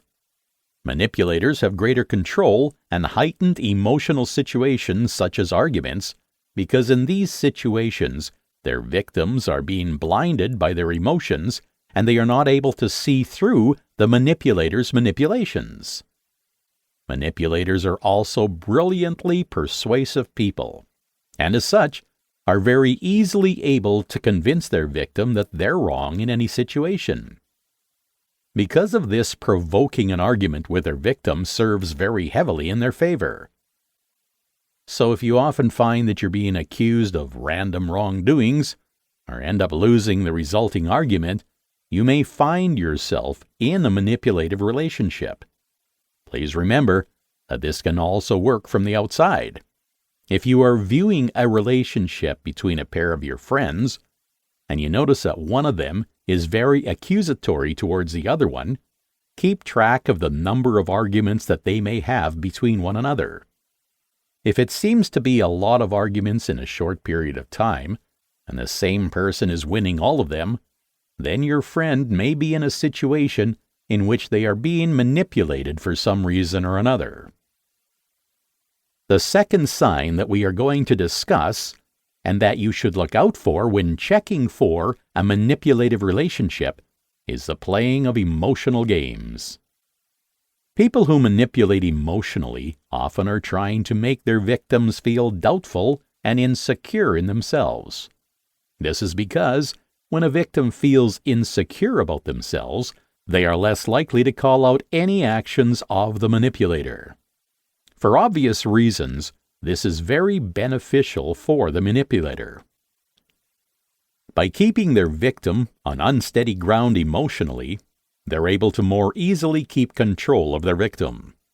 This may pop up in a romantic relationship by planting evidence of infidelity that later turned out to be inaccurate.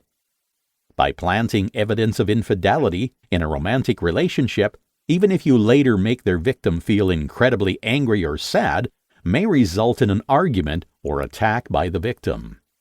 At the end of this argument or attack, the manipulator will find some sort of proof that their infidelity did not happen. If they manage to convince their victim of their innocence, then this will result in a feeling of incredible emotional vulnerability and insecurities within the victim. Because of this, the victim will not feel as though they can trust their own instincts, and I will not be able to fight back against the manipulator. This can also pop up in platonic relationships with the use of backhanded compliments. By giving a compliment to somebody that seems like a compliment at face value, but in reality is an insult, the person being given the backhanded compliment becomes uncomfortable because they aren't quite sure how to respond. They can't get angry at the person complimenting them because to the surrounding people it appears to be a compliment. However, they also do not want to simply accept the compliment because it isn't a compliment but an insult. The resulting confusion and unsteadiness within the victim gives the manipulator room to sweep in and further control their victim. When checking for a manipulative relationship, you want to see if there is a history or consistency of backhanded compliments amongst the two people.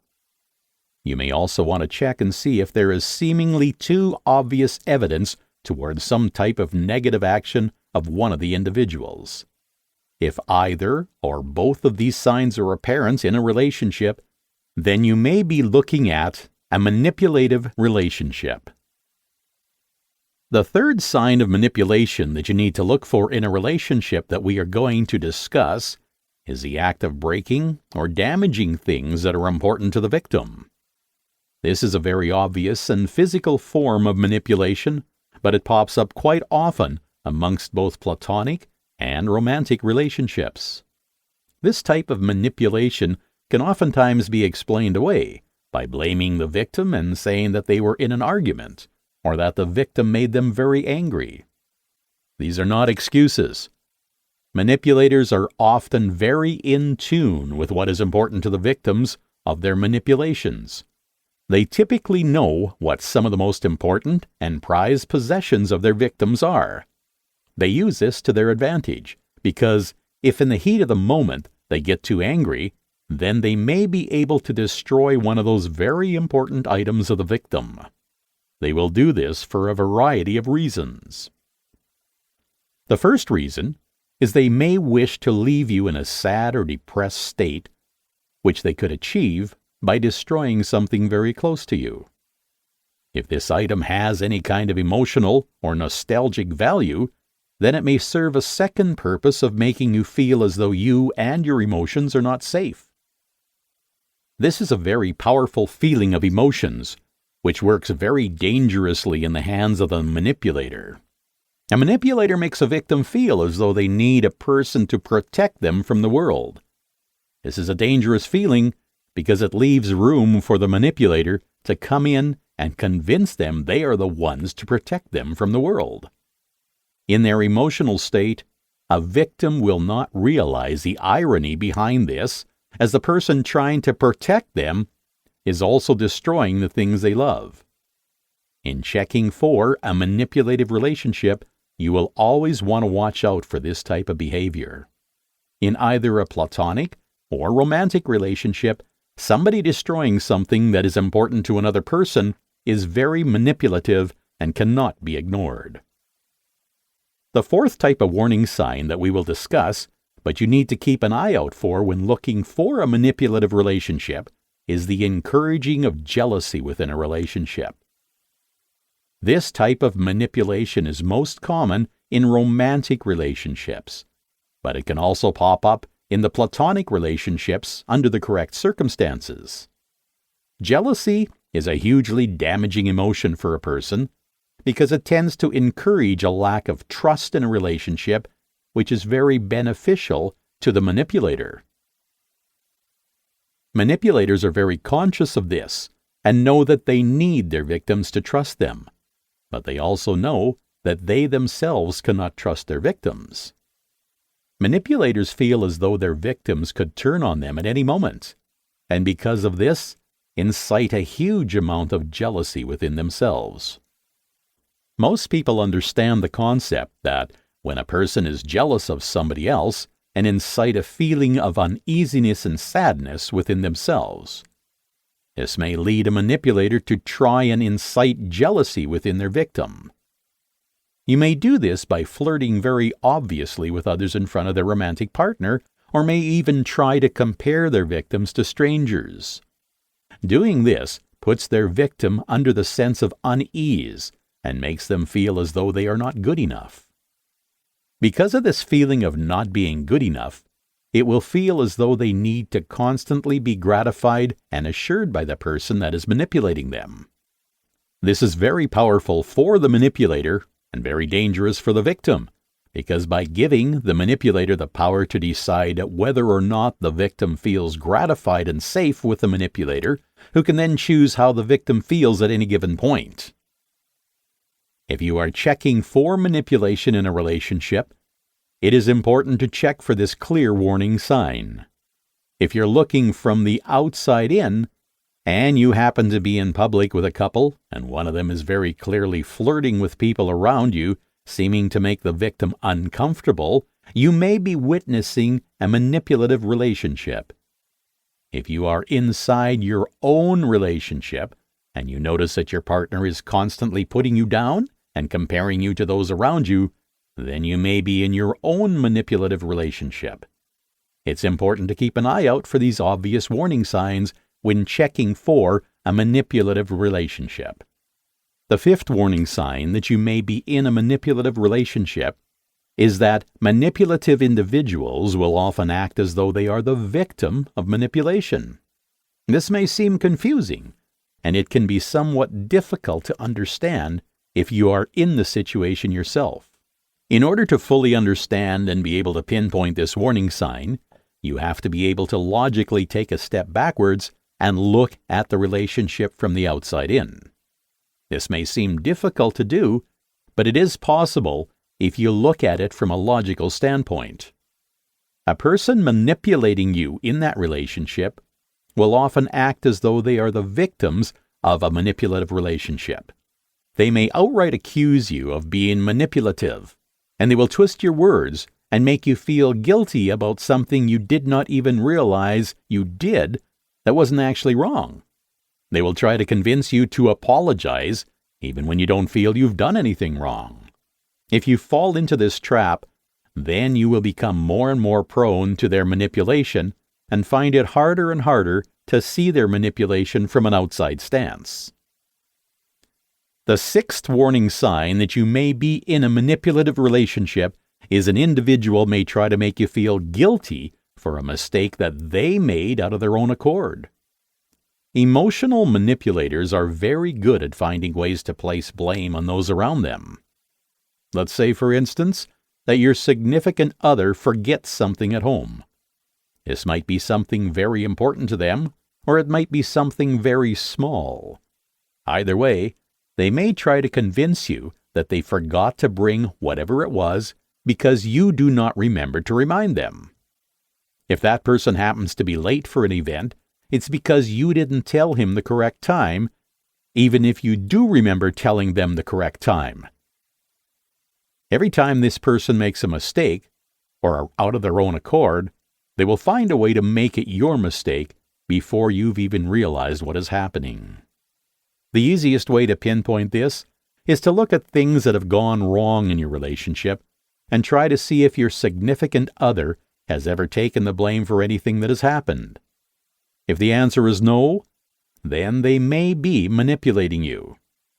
This is very important to remember when checking for manipulation in a relationship. This is not only possible in a romantic relationship, but it is also possible in business relationships as well. Within a business standpoint, you may be able to see this form of manipulation most commonly amongst people of high standing and their assistants.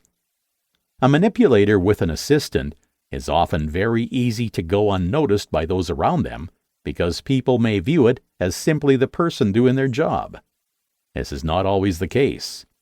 If a person finds every reason to get angry at their assistant for doing things that really shouldn't even be in their job description, then you may be looking at a manipulative relationship.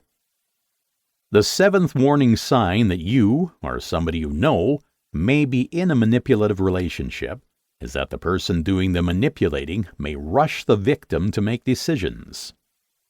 The act of doing this makes it more difficult for the person being manipulated to make rational and informed decisions in an instant.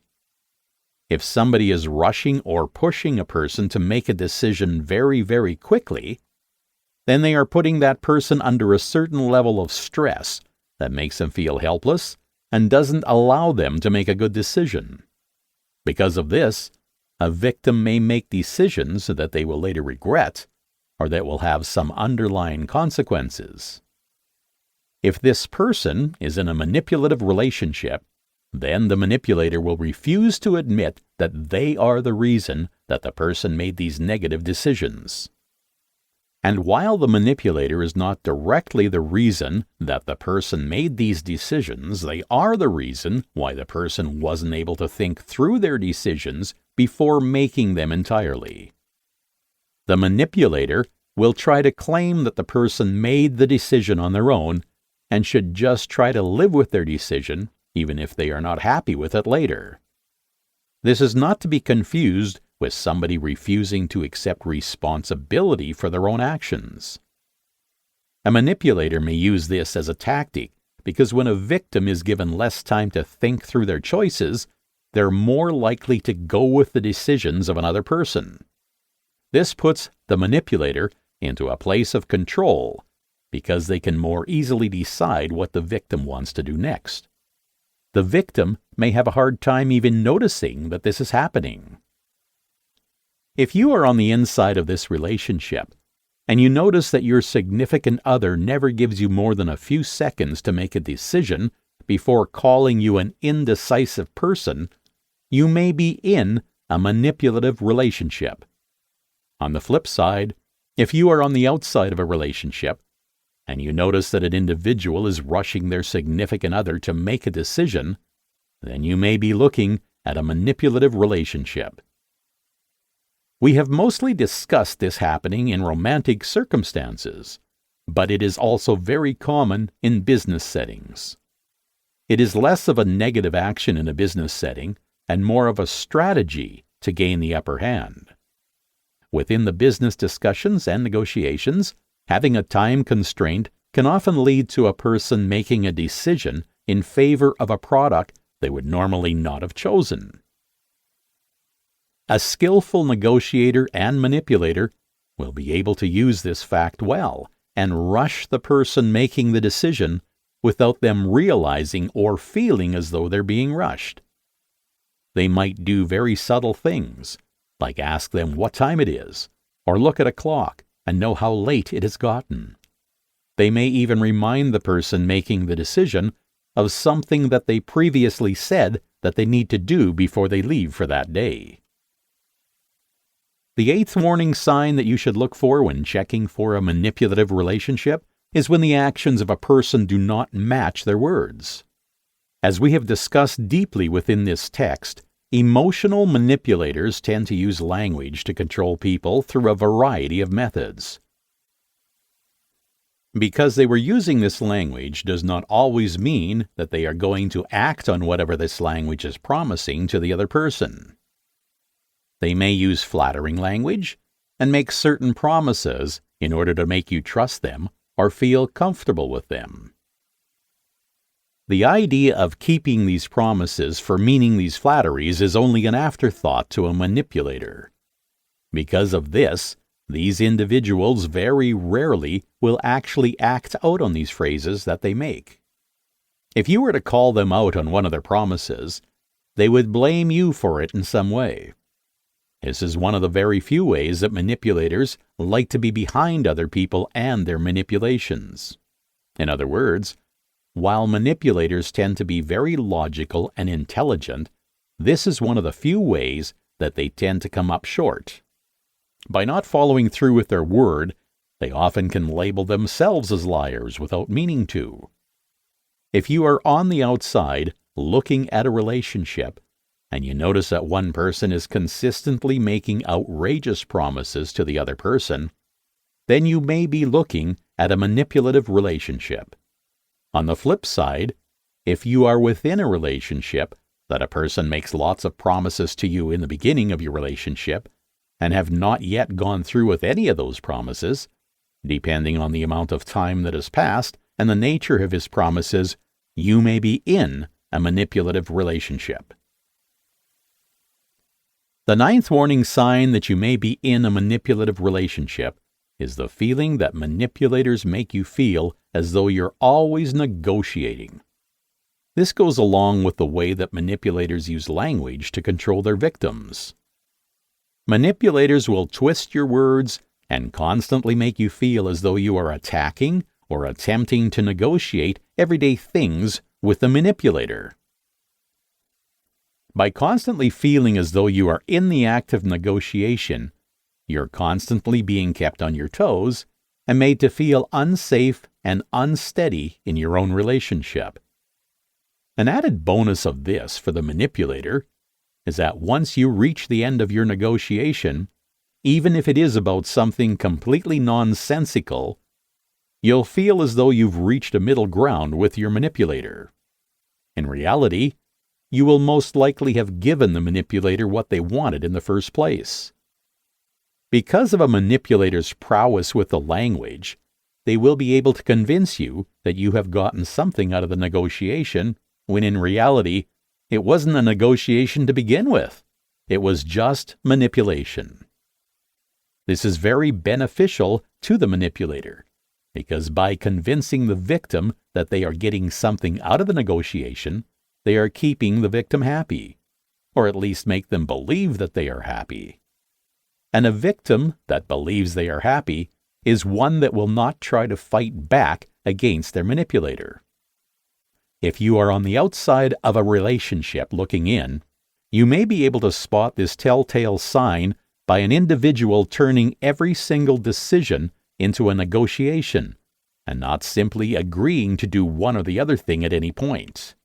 If you spot this, you may be looking at a manipulative relationship. If you are inside a relationship, and you begin to notice that your significant other refuses to ever simply agree with you, and asks to argue with you over every single decision that you make, you may be in a manipulative relationship yourself. The 10th warning sign that you may be in a manipulative relationship is that manipulative people tend to lie on a consistent basis. Over years of manipulating those around them, this has probably become part of the daily routine of an emotional manipulator. These are not always big crazy lies about exceptional situations. Sometimes they can be about tiny, little, insignificant details. These small details may not always have anything to do with the end goal of a manipulator, but in fact may simply be a form of practice for the manipulator. Lying is a very baseline tactic for a manipulator, and so it is important for the manipulator to practice this skill constantly in order to stay good at it. By lying to their victims, a manipulator can basically make a victim believe whatever they want, as long as they are good at lying. If a manipulator gives away that they are lying, it can still benefit them, because the victim can feel as though they are unsafe and unsteady within their relationship, and not really know how to trust anyone. Having a lack of trust within a victim is good for the manipulator, because in order for a victim to get out of a manipulative relationship, they need the support of those around them. And if a victim is having trouble trusting those around them, then they will not be able to accept that support. If you are outside of a relationship, and you begin to notice that an individual is making outrageous claims that do not consistently line up with previous claims made by the same person, you may be looking at a manipulative relationship. Now that we have discussed some common signs that you may be in or looking at a manipulative relationship, we will discuss some of the ways to avoid a manipulative relationship. A good way to avoid finding yourself in that relationship is to keep a steady eye and watch out for these types of interactions that we have previously discussed. If you find that a person is exhibiting some of those characteristics, it would be in your best interest to stay away from them. Find excuses to not have to be near them. If for some reason you're incapable of staying away from a manipulative person, you simply have to avoid becoming a part of their manipulations by not falling into their traps. With all of the methods we have discussed, it should be fairly easy for you to spot and avoid these circumstances. Practice. Everybody knows that the learning of a new skill needs practice in order to do it better. That's exactly what we're going to do here. Within this section of the text, I will give the reader a series of examples, and the reader will try to decide whether or not the individuals in the example are participants of a manipulative relationship. I will follow up each of these examples with whether or not the relationship truly was manipulative and the reasoning why. Scenario A. John is known around the office as being the jokester. Not everyone in the office understands or even enjoys his jokes. People oftentimes find themselves feeling attacked or insulted by John's jokes. Nobody dares to bring this up to John, of course, because everybody else believes that everyone around them is having a good time. One day, George decides he has had enough. After a particularly scathing comment from John around the water cooler, George speaks up to give John some of his mind. "You're being very insensitive and just downright mean. I really wish you wouldn't make such insensitive and damaging jokes, John. You're a nice guy most of the time, but your jokes just go too far." Everybody in the group is taken aback for a moment. After a second, people in the group seem to begin to agree with George. They start nodding their heads, and one of them seems as though they are about to say something. Before anyone can speak up, however, John responds back in a minimizing tone. "Geez, George, I was only joking. I didn't know you were so sensitive. Can't you take a joke?" Everybody in the group immediately shuts their mouths and feels uncomfortable for calling out John's joke. Everyone in the surrounding group begins to feel like they don't have a sense of humor and just overall start to feel negative about themselves. As a result, John begins to take the stage once more, continuing on with his jokes. Is this manipulation? If you answered yes, you would be correct. This example is a form of minimization on the part of John. John is clearly making inappropriate or damaging remarks towards the other people in his office. When called out on his behavior, John chooses, instead of taking responsibility for his actions, to minimize what he has done by calling it a joke and making everyone around him feel uncomfortable and as though they have done something wrong. There are other examples of this that have nothing to do with jokes, of course.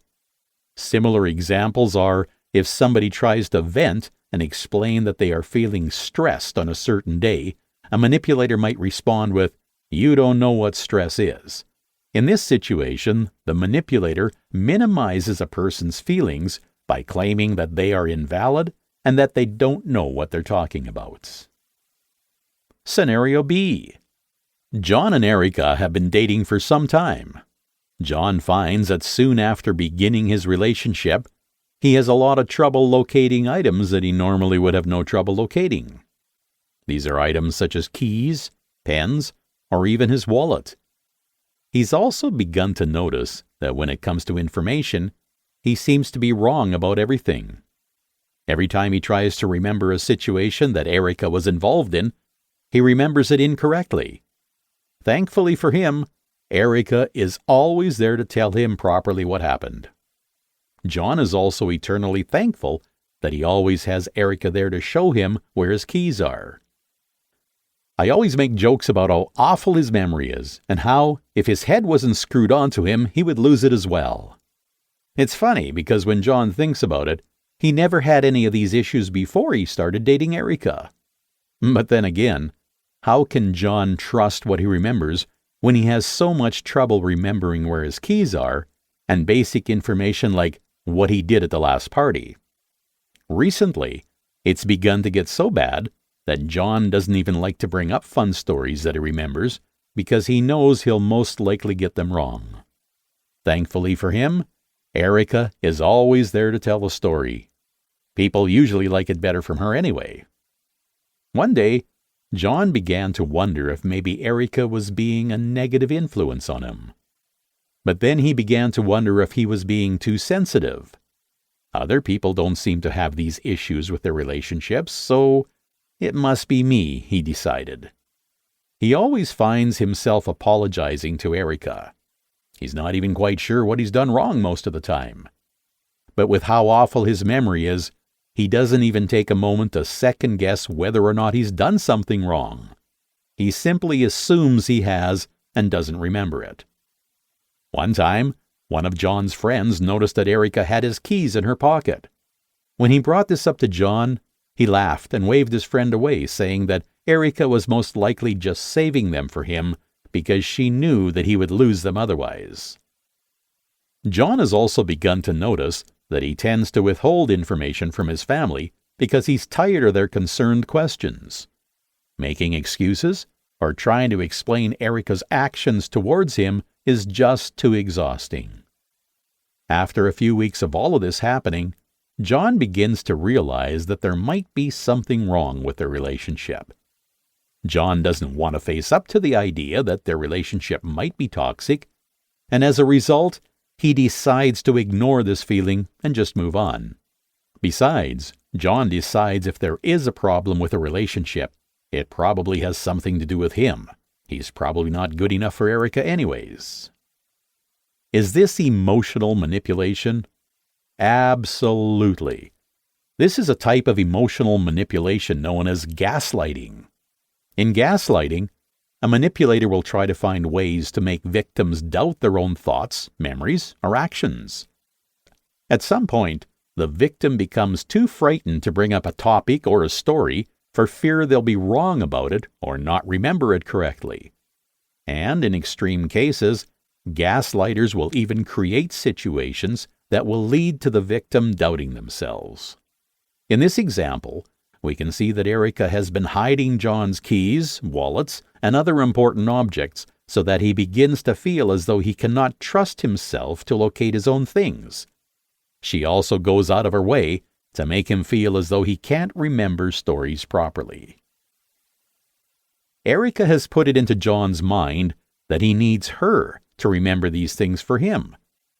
John even goes on to point out that there may be something wrong with their relationship, but doesn't want to face the fact that Erica might be manipulating him. It's more comfortable, and he would just rather believe that he's the problem and that Erica really is good for him. This will damage him in the long run, but it would be more emotionally taxing for him to have to deal with it now, which is probably why he is not breaking up with Erica. Scenario C. Ben is a director of sales at a local paper company. He has an assistant named Karen. Ben and Karen have a very good relationship for a boss and his assistant. They're not perfect, of course. Karen has, on occasion, given him the wrong information, and Ben isn't always the most understanding of bosses. Ben always apologizes if he snaps at Karen, and Karen always corrects it if she has given him the wrong information. Is this emotional manipulation? No. This is not a sign of being in a manipulative relationship. It is within an assistant's job to do what their boss tells them to do, and it is within the boss's job to receive that information understandably, kindly, and correct. The relationship isn't perfect, but it is not intentionally manipulative. Chapter 8. Manipulation in the Workplace. Within this chapter, we will be discussing common signs of manipulation within the workplace. Sarcasm and offensive jokes. The use of thinly veiled sarcasm is often a form of manipulation that goes unnoticed in the workplace. Sarcasm in the workplace works to make an individual feel very uncomfortable and uncentered because it makes it hard to tell if an individual is being serious or not. In an area such as a workplace, where it is exposed, it can be hard to tell if someone is being legitimate when they're using sarcasm.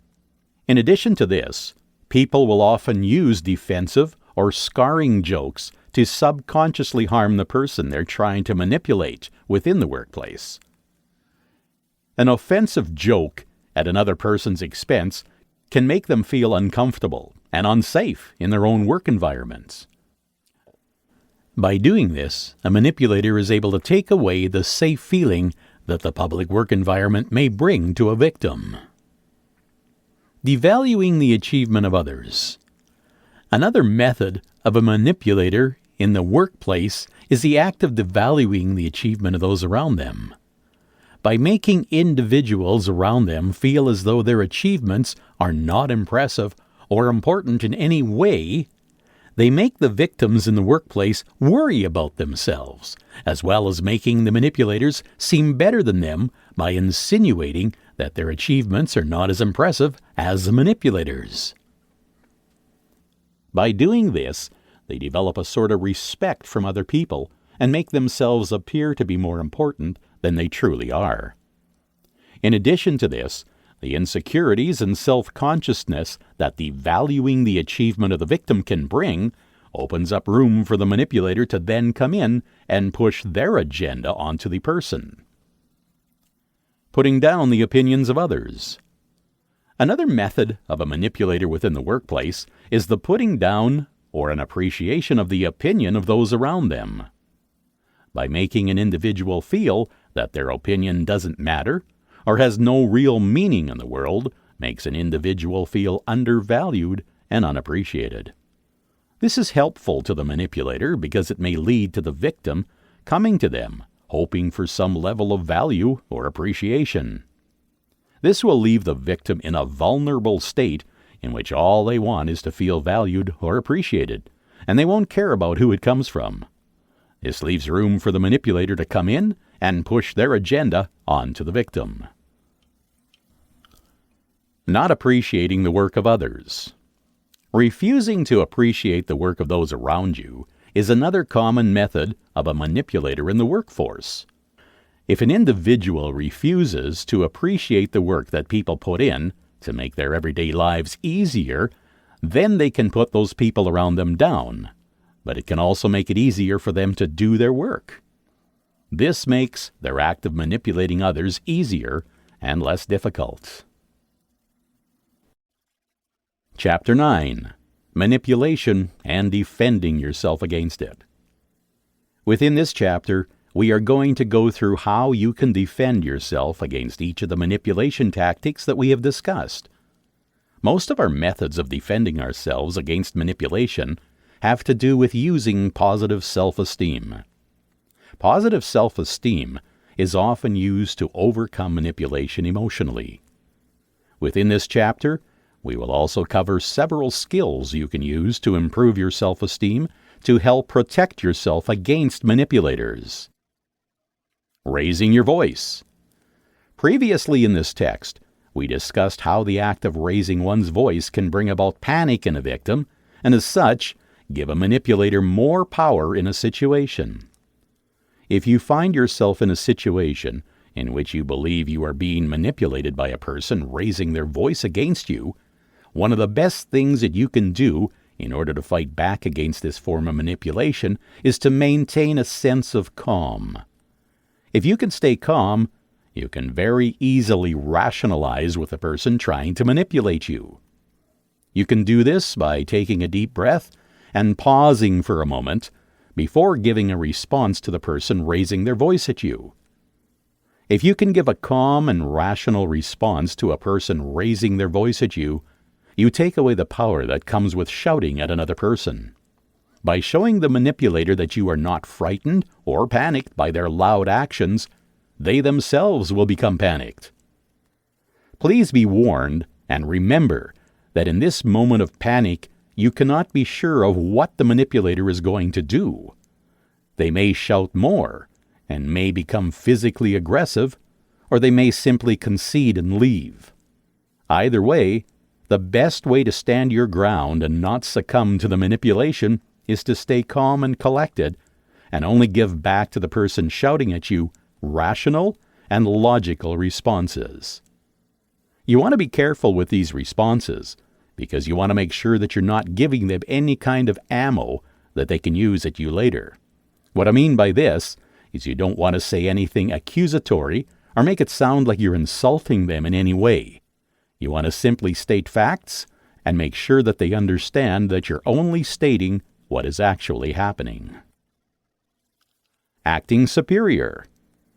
The best way to respond to somebody that tends to act superior to you is, if you can do it, simply stay away from them. The problem with this form of manipulation is that over time it becomes an instinct, and it may be that the manipulator may not know how to break this instinct by themselves. Because of this, as the victim, it is within your best self-interest to simply separate yourself from that person and to try to not be a part of their life anymore.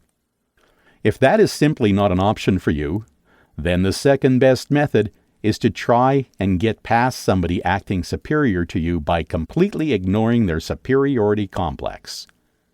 By not giving them the satisfaction of feeling second to them, you are robbing them of the entire reason that they act this way in the first place. This will probably make the manipulator very frustrated and angry with you.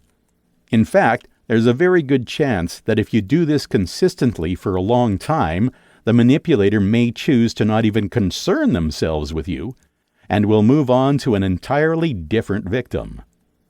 The trick to this is not to take their attempts at acting superior seriously. Treat them as though a small child is trying to tell you how to do something that you know how to do. Ignore them, belittle them basically, throw the manipulation back into their face.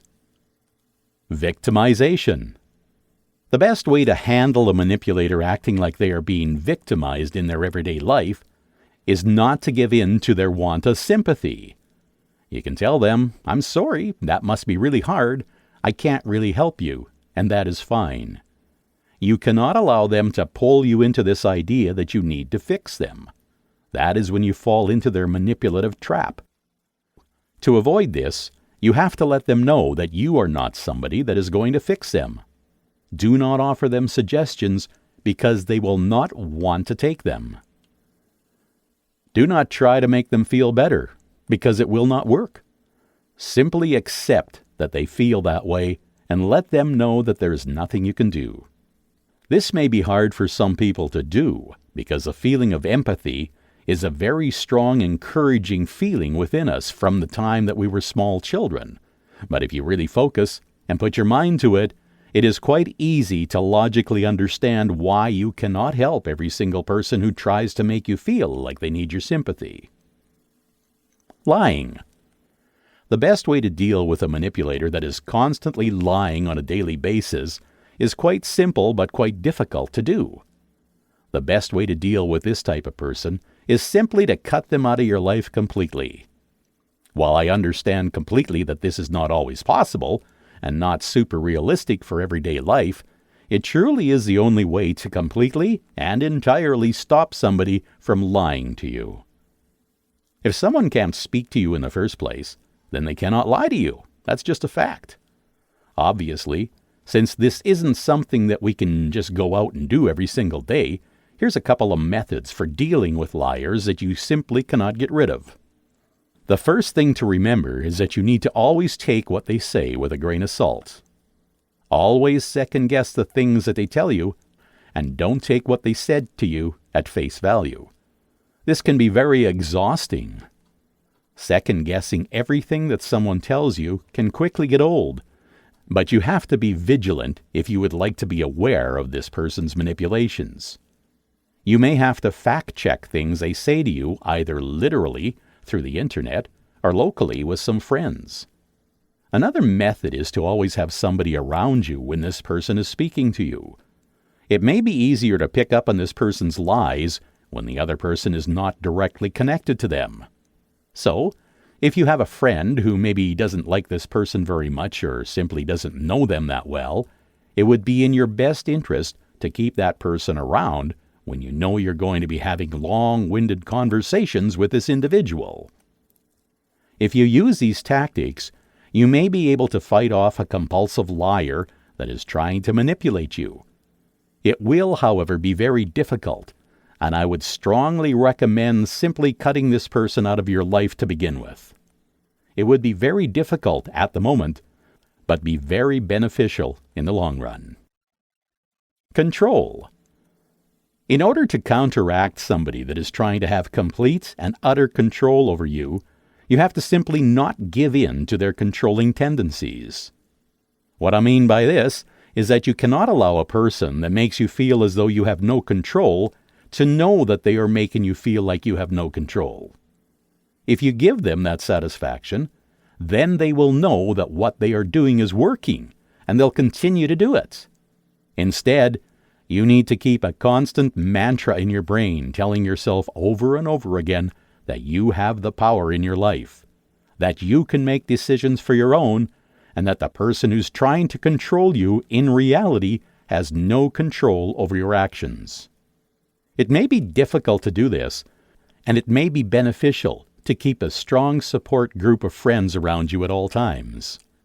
If you ever feel yourself beginning to doubt whether or not you have control over your life or your actions, you can always consult one of your friends, and I guarantee you that as long as they are not a manipulator themselves, they will assure you that you can make your own decisions.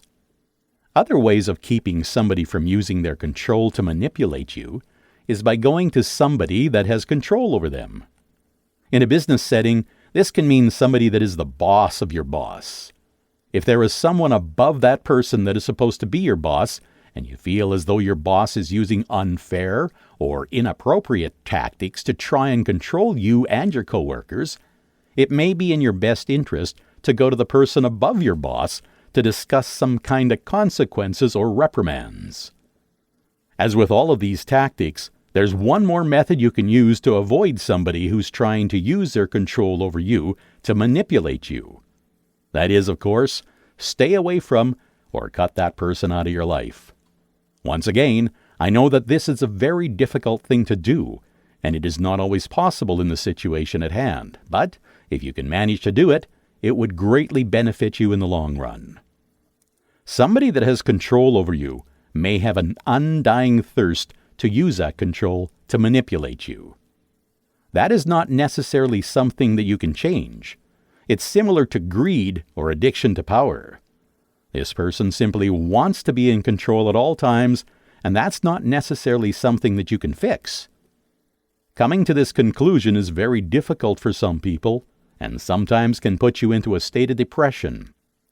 Try to work through this in order to avoid staying with or near the person that is trying to control you. You'll be happier in the long run. Projection. A person that is projecting their problems onto you to manipulate you is not really looking for any kind of help. There's a chance that they need it, though. These individuals do not always know that they are projecting onto other people. Sometimes it's a subconscious action that they don't mean to do, but find themselves doing it without realizing it. A good way to help or change a person that is doing this is to contact their mental physician if they have one, and if they do not, contact a professional that you know yourself. Internal mental discrepancy, such as these, are not ones that average people should concern themselves with. These are things that professionals need to look into within an individual. As a normal person, it's not your responsibility to help somebody who is projecting themselves onto you. Finding them professionals who can help them discover why they tend to do this will be far more beneficial to you and them in the long run. Denial. To defend yourself against the manipulation tactics of denial, you have to first understand what a person who is doing the denying is trying to prevent by denying that thing. Let's say, for instance, that somebody denies an action that is their fault. Listen as they try to blame you for that action. What do you think they are trying to prevent from happening here? If they were to admit that it is their fault that they did a certain action, what would they be admitting to themselves? Once you understand the answers to these questions, you can begin to break down this person's wall of denial. This will be a very painful and difficult process for the person that has been doing the manipulation. But unless you want to try and cut this person out of your life entirely, this is the only way to go. You have to break down this person's wall of denial by making several statements towards them that prove that their actions are of their own choices. These are statements that primarily consist of explaining how nobody else can control that person's actions and how they are fully grown adults who can control their own decision-making. If you can succeed in doing this, you may be able to change the manipulator in your life. Be careful with this, because if you get too stuck into this mindset of trying to change a person who is manipulative in your life, you may begin to be manipulated by them again. So keep a safe distance while also tearing down their wall of denial. Intimidation. To fight back against a manipulator that's trying to use intimidation as a form of manipulation against you, you have to understand that you have nothing to be intimidated about. Please note that we are not discussing any form of physical intimidation within this section just yet. Intimidation within the economic or social sphere is a very powerful tool that a manipulator can use. You can take this power away from them by turning to those that are closest to you and that you believe would properly support you in the case that a manipulator tries to act on their threats. These are typically family members or very close friends. To stop intimidation from working on you as a form of manipulation, you have to stop yourself from allowing yourself to be intimidated. What I mean by this is you need to understand that most of the threats of somebody trying to intimidate you are usually empty. This means that you can realistically act of your own accord and ignore these threats without facing any damaging repercussions. If you are afraid this may not be the case, then it is important to keep that support group around you at all times. If you are not able to physically fight back against this intimidation, it may be within your best interest to cut this person out of your life entirely. Once again, this is a very difficult thing to do and follow through with, but once it is completed, it will greatly benefit you in your life. A person whose main form of manipulation is intimidation typically is secretly afraid of something. Typically, this is something that you have the power to wield over them. Once you can discover what this is, you can usually manage to convince that person to stop trying to intimidate you by wielding this power.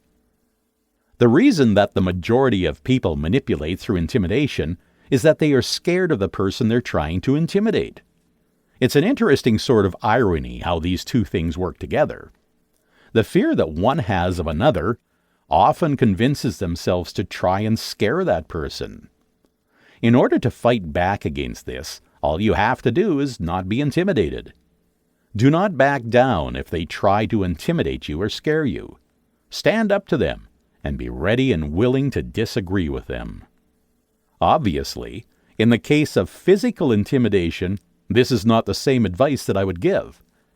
If you are scared of someone because they are physically intimidating, it may be in your best interest to get somebody in law enforcement involved, or somebody that can protect you in some way. It may be best to go the route of a restraining order in this situation. Restraining orders are very useful for these types of situations because they prevent the manipulator from getting close to you, and you are able to stand up to them without risk of harm. In the world of intimidation as a form of manipulation, it can be very difficult to stand up to the intimidator. If you stand strong and continuously have a support group that loves you and supports you, they will allow you to stand up to the intimidator in your life. You may even find that your intimidator was intimidated by you to begin with. Conditioning. There are two main types of conditioning that we have discussed within this text that is often used for manipulation. These two types are known as classical and operant conditioning. These types of manipulation are hard to protect yourself against because they can be hard to pinpoint. The good thing is, they are very easy to stop or change once you have realized that they are happening. If you start to notice that someone is conveniently doing nice things for you for no apparent reason, and you're beginning to feel unconsciously happy whenever you see them, you may be the subject of classical conditioning. The bad part about this is that it's somewhat already too late. You've already been conditioned to feel happy when this person enters the room.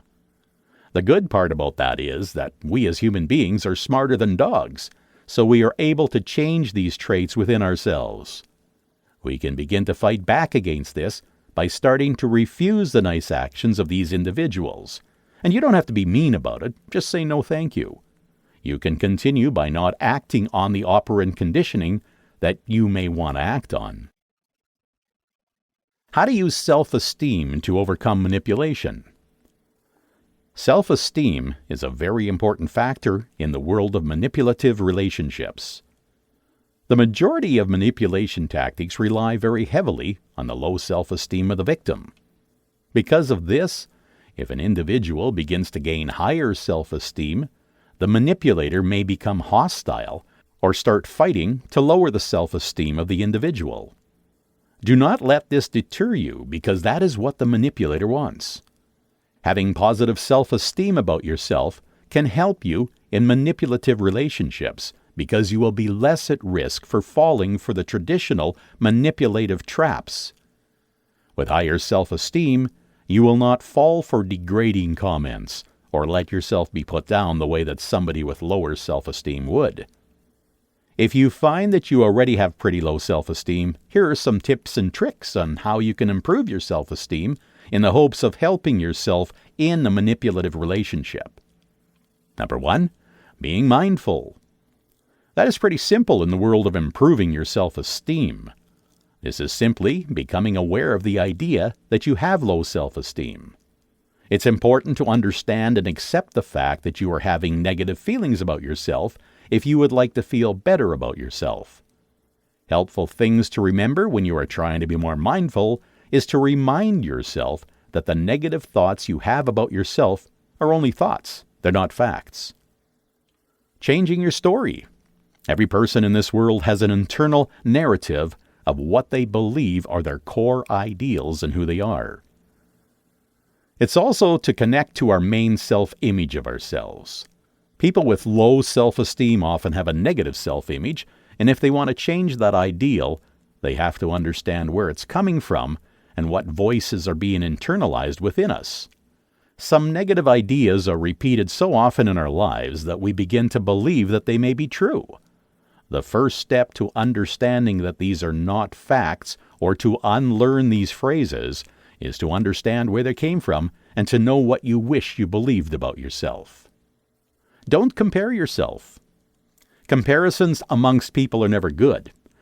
If you find yourself comparing yourself to other people and feeling bad about yourself, the result is you may have low self-esteem. You need to remind yourself that nobody's perfect, and the person you are comparing yourself to isn't perfect either. This may be difficult to understand, but what you need to understand is that the person you're comparing yourself to has their own issues and problems, and even if you had what you like about them, you wouldn't be perfect either. Think about your positive skills. Every person in the world has their own set of special skills or weaknesses. Someone who is good at one thing is not going to be good at everything. If you wish to increase your self-esteem, you need to try your best to focus on some of your positive skills and things that you know you are very good about. Feeling confident in things that you enjoy will increase your self-esteem and help you to fight back against manipulators in your life. Conclusion. Within this text, we've covered a lot of information regarding manipulation and the psychology behind manipulative tendencies. In the very first chapter, I gave a brief explanation of manipulation psychology and the history of psychology of manipulation. I trace back the roots of manipulation to Aristotle's beliefs of persuasion in the ancient Greeks, while also giving some examples of manipulation in history. After doing this, I gave a brief explanation on why people choose to manipulate others and where manipulation tends to pop up the most in the average person's life. This is greatly helpful to a person who feels that they may be manipulated in their life. This chapter can help you see where you should look to check for manipulation. In the next chapter, I listed some of the common expressions of manipulation. In the next part of this chapter, it explains some of the most common tactics used by emotional manipulators. I went through the acts of raising your voice, acting superior to others, victimization, lying, and control over those around you. I explained how these tactics work and how manipulators may use them in context. This would be helpful to a person in pinpointing these types of manipulation in their lives. In the next chapter, I gave some in-depth techniques of manipulation. Some techniques are more complicated and had more difficult explanations than the last ones. These techniques were known as projection, denial, intimidation, conditioning, stalking, and much more. I went into detail on how these techniques of manipulation worked and how they can be used against others. I explained how words contribute to emotional manipulation due to our connection to language as a species. Within the next chapter, I began to go into the power of persuasion. I explained the origins of persuasions, going all the way back to the ancient Greeks, with famous philosopher Aristotle explaining his 3 proofs in the art of persuasion. I also explained how persuasion could be used in everyday life and everyday scenarios. Moving on to the next chapter, I gave an in-depth explanation of a form of psychology known as neuro-linguistic programming. I explained the background of neuro-linguistic programming and how it could be used to manipulate those around you. Within the next chapter, I went into how we could use our learned skills to gain new friends in this world. I went through each of the skills that I taught during this text and explained how they could be used to win friends. In the next chapter, I began to discuss how we can avoid manipulation in a relationship. I explained how you can spot manipulation in a relationship that you are in or that friends of yours are in, and how you can avoid said manipulative relationships. I also gave some practice examples to help you pinpoint manipulative tendencies. These consisted of both scenarios in which somebody was manipulating somebody and in which someone was not manipulating somebody. I explained whether or not someone was being manipulated in each situation, and also gave an explanation on the type of manipulation that was being used and the tactics that were being implemented.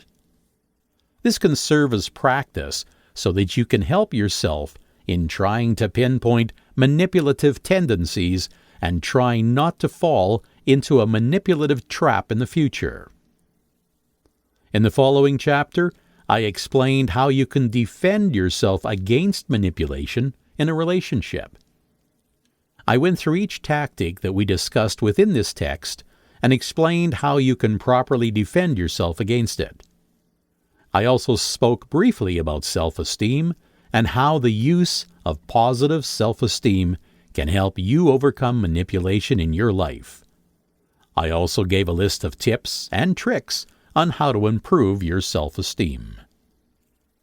I have greatly enjoyed opening up your world to the possibility of manipulation psychology and hope that you find a use for the information within this text. Make sure to check out my other book, How to Analyze People by Robert Leary. Thank you. I would like to share with you a free sneak peek at another one of my audiobooks that I think you will really enjoy. The audiobook is called How to Analyze People, and it's about how to instantly read a person like an FBI agent, analyze body language, and displaying confidence. Enjoy it. Common facial signs for different emotions. The following are a series of common facial signals that indicate different emotions.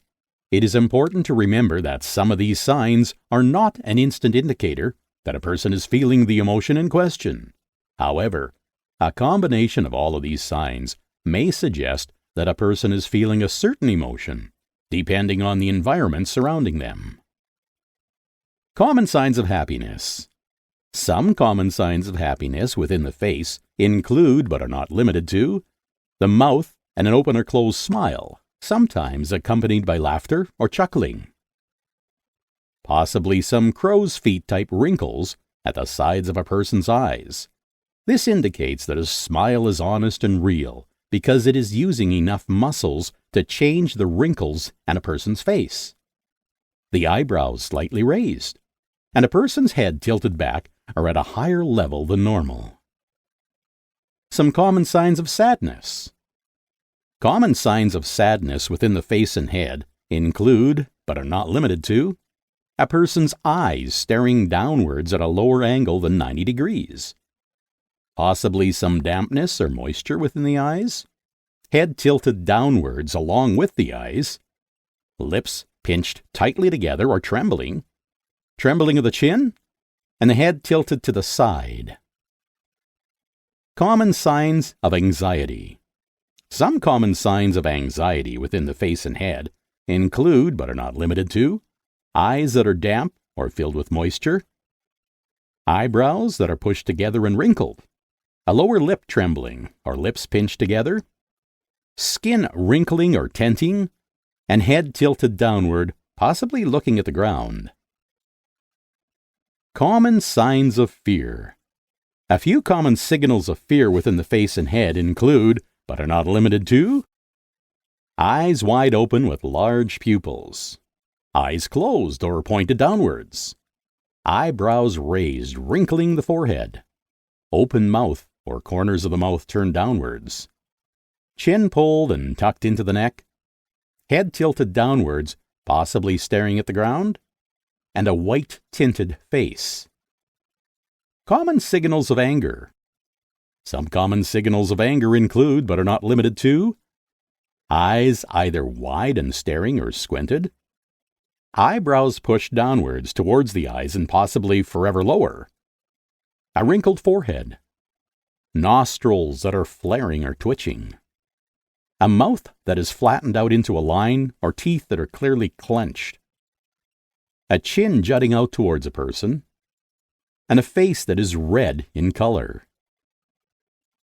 Common signs of envy or jealousy. Some common signals of envy or jealousy within the face and the head include, but are not limited to, eyes staring wide with pupils large, the corners of one's mouth turned downwards, crinkling of the nose or sneering at an individual, chin that's jutting outward away from the body. Common signs of desire or lust. Common signals of desire or lust within the face and the head include, but are not limited to, eyes open wide with heavily dilated pupils, eyebrows that are raised slightly but softly, lips parted slightly or puckered, stopping smiling, and head that is tilted forward or slightly tilted to the side at an angle. Common signs of interest. Some common signs of interest include, but are not limited to, a steady gaze of eyes toward the item or person in question. Some squinting also might happen in the eyes as a person attempts to see the item or person in question better. Eyebrows that are slightly raised, lips pressed tightly together, head straight or pushed slightly forward with the neck elongating, lips in a soft or gentle smile. Common signals of boredom. Some common signals of boredom within the face and the head may include, but are not limited to, eyes looking away from the object or individual in question, face generally unmoving but relaxed, corners of the mouth turned downwards or the lips pulled to the side, and head being held up with a hand or supported in some other fashion. Common signals of relief. Some common signals of relief within the face and head include, but are not limited to, eyebrows tilted outwards or lowered on the outer edges and higher on the inner edges, a mouth that is either slightly open or smiling, and a head tilted upwards in surprise. Common signs of surprise. Some common signs of surprise within the face and head include, but are not limited to, eyes wide open with pupils dilated, eyebrows pushed high onto the head with extreme wrinkling of the forehead, mouth open with a lower chin, and head that is tilted back or tilted to the side. Common signs of disgust.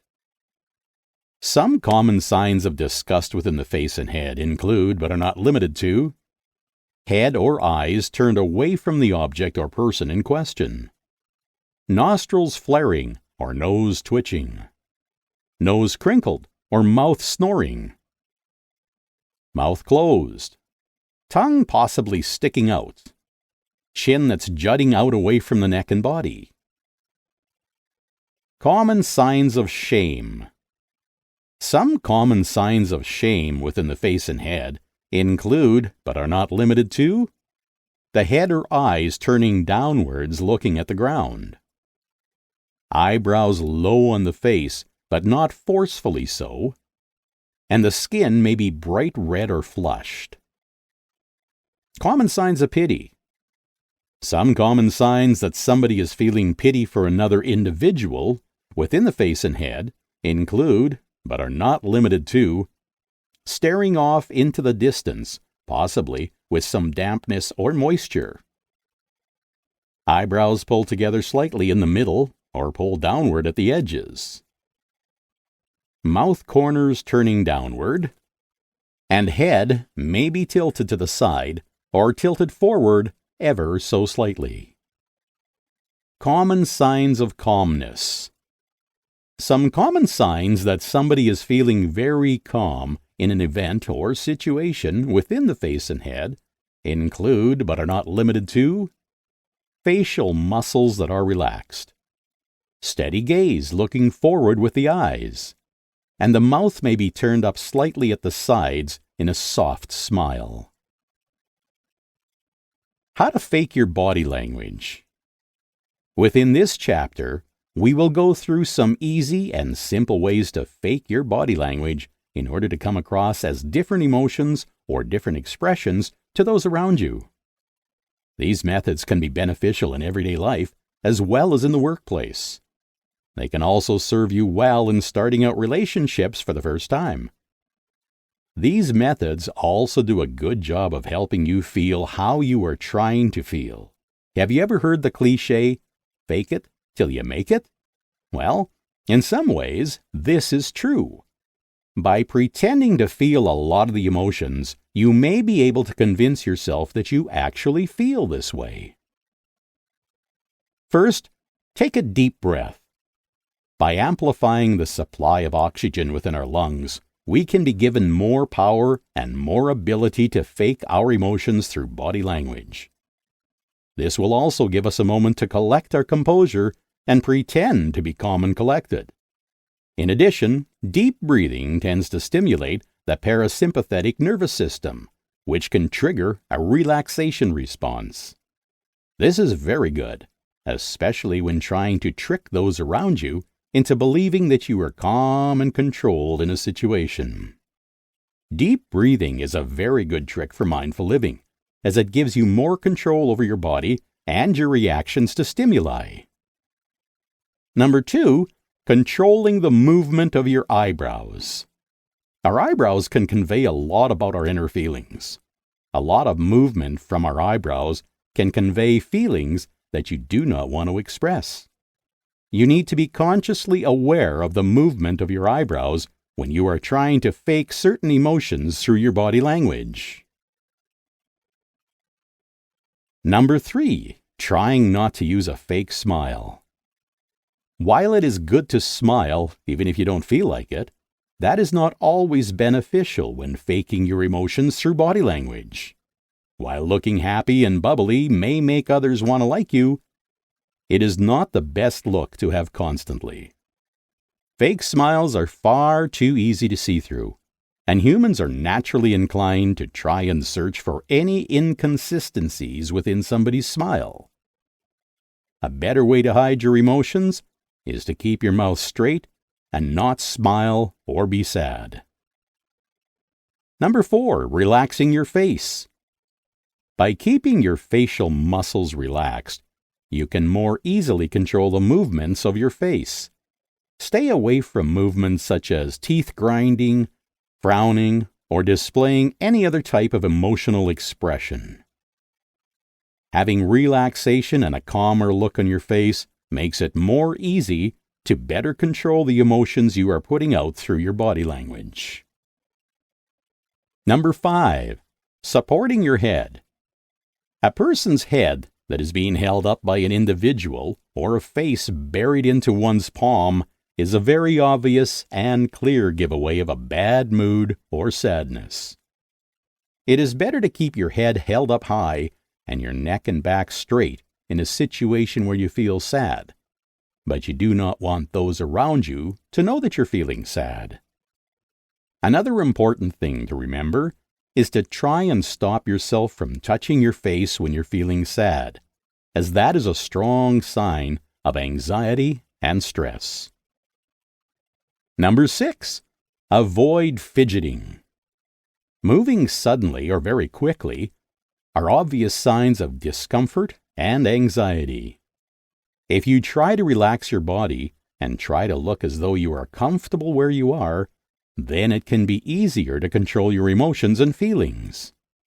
It also becomes harder for those around you to decipher what you feel because you simply look calm and relaxed. Number 7. Speaking in a balanced tone. This one is very important. If you want to come across as anything other than how you are currently feeling, you may want to take a moment to think about what you're going to say and speak in a balanced tone and even tone to those around you. The tone of your voice can give away your thoughts faster than you could think.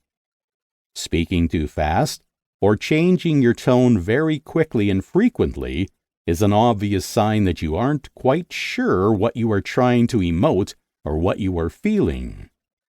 Try to slow down before you answer any questions. In addition to this, try to speak with your mind in a logical setting. You will want to focus exclusively on facts and remove any emotion from the situation. Through focusing on facts, you can stop your body from exclusively feeling the said emotions and focus on the task at hand. Number 8. Trying to disassociate. If you can manage to detach yourself from a situation you are in, it will become much easier to control your body language and the emotions that you are showing. An easy way to do this is to think of happy thoughts as good memories. Doing this will help you take your mind off whatever is happening around you, and it'll make it more challenging for others to read your thoughts. By detaching yourself from the situation around you, you will more easily be able to see the logical side of what is happening and be able to accurately portray the particular body language and emotions that you want to show. Number 9. Speaking to yourself. You will be able to tell your mind to think about the way that it should. This will make it easier to control your body language and your emotions as you are in the process of controlling your own mind.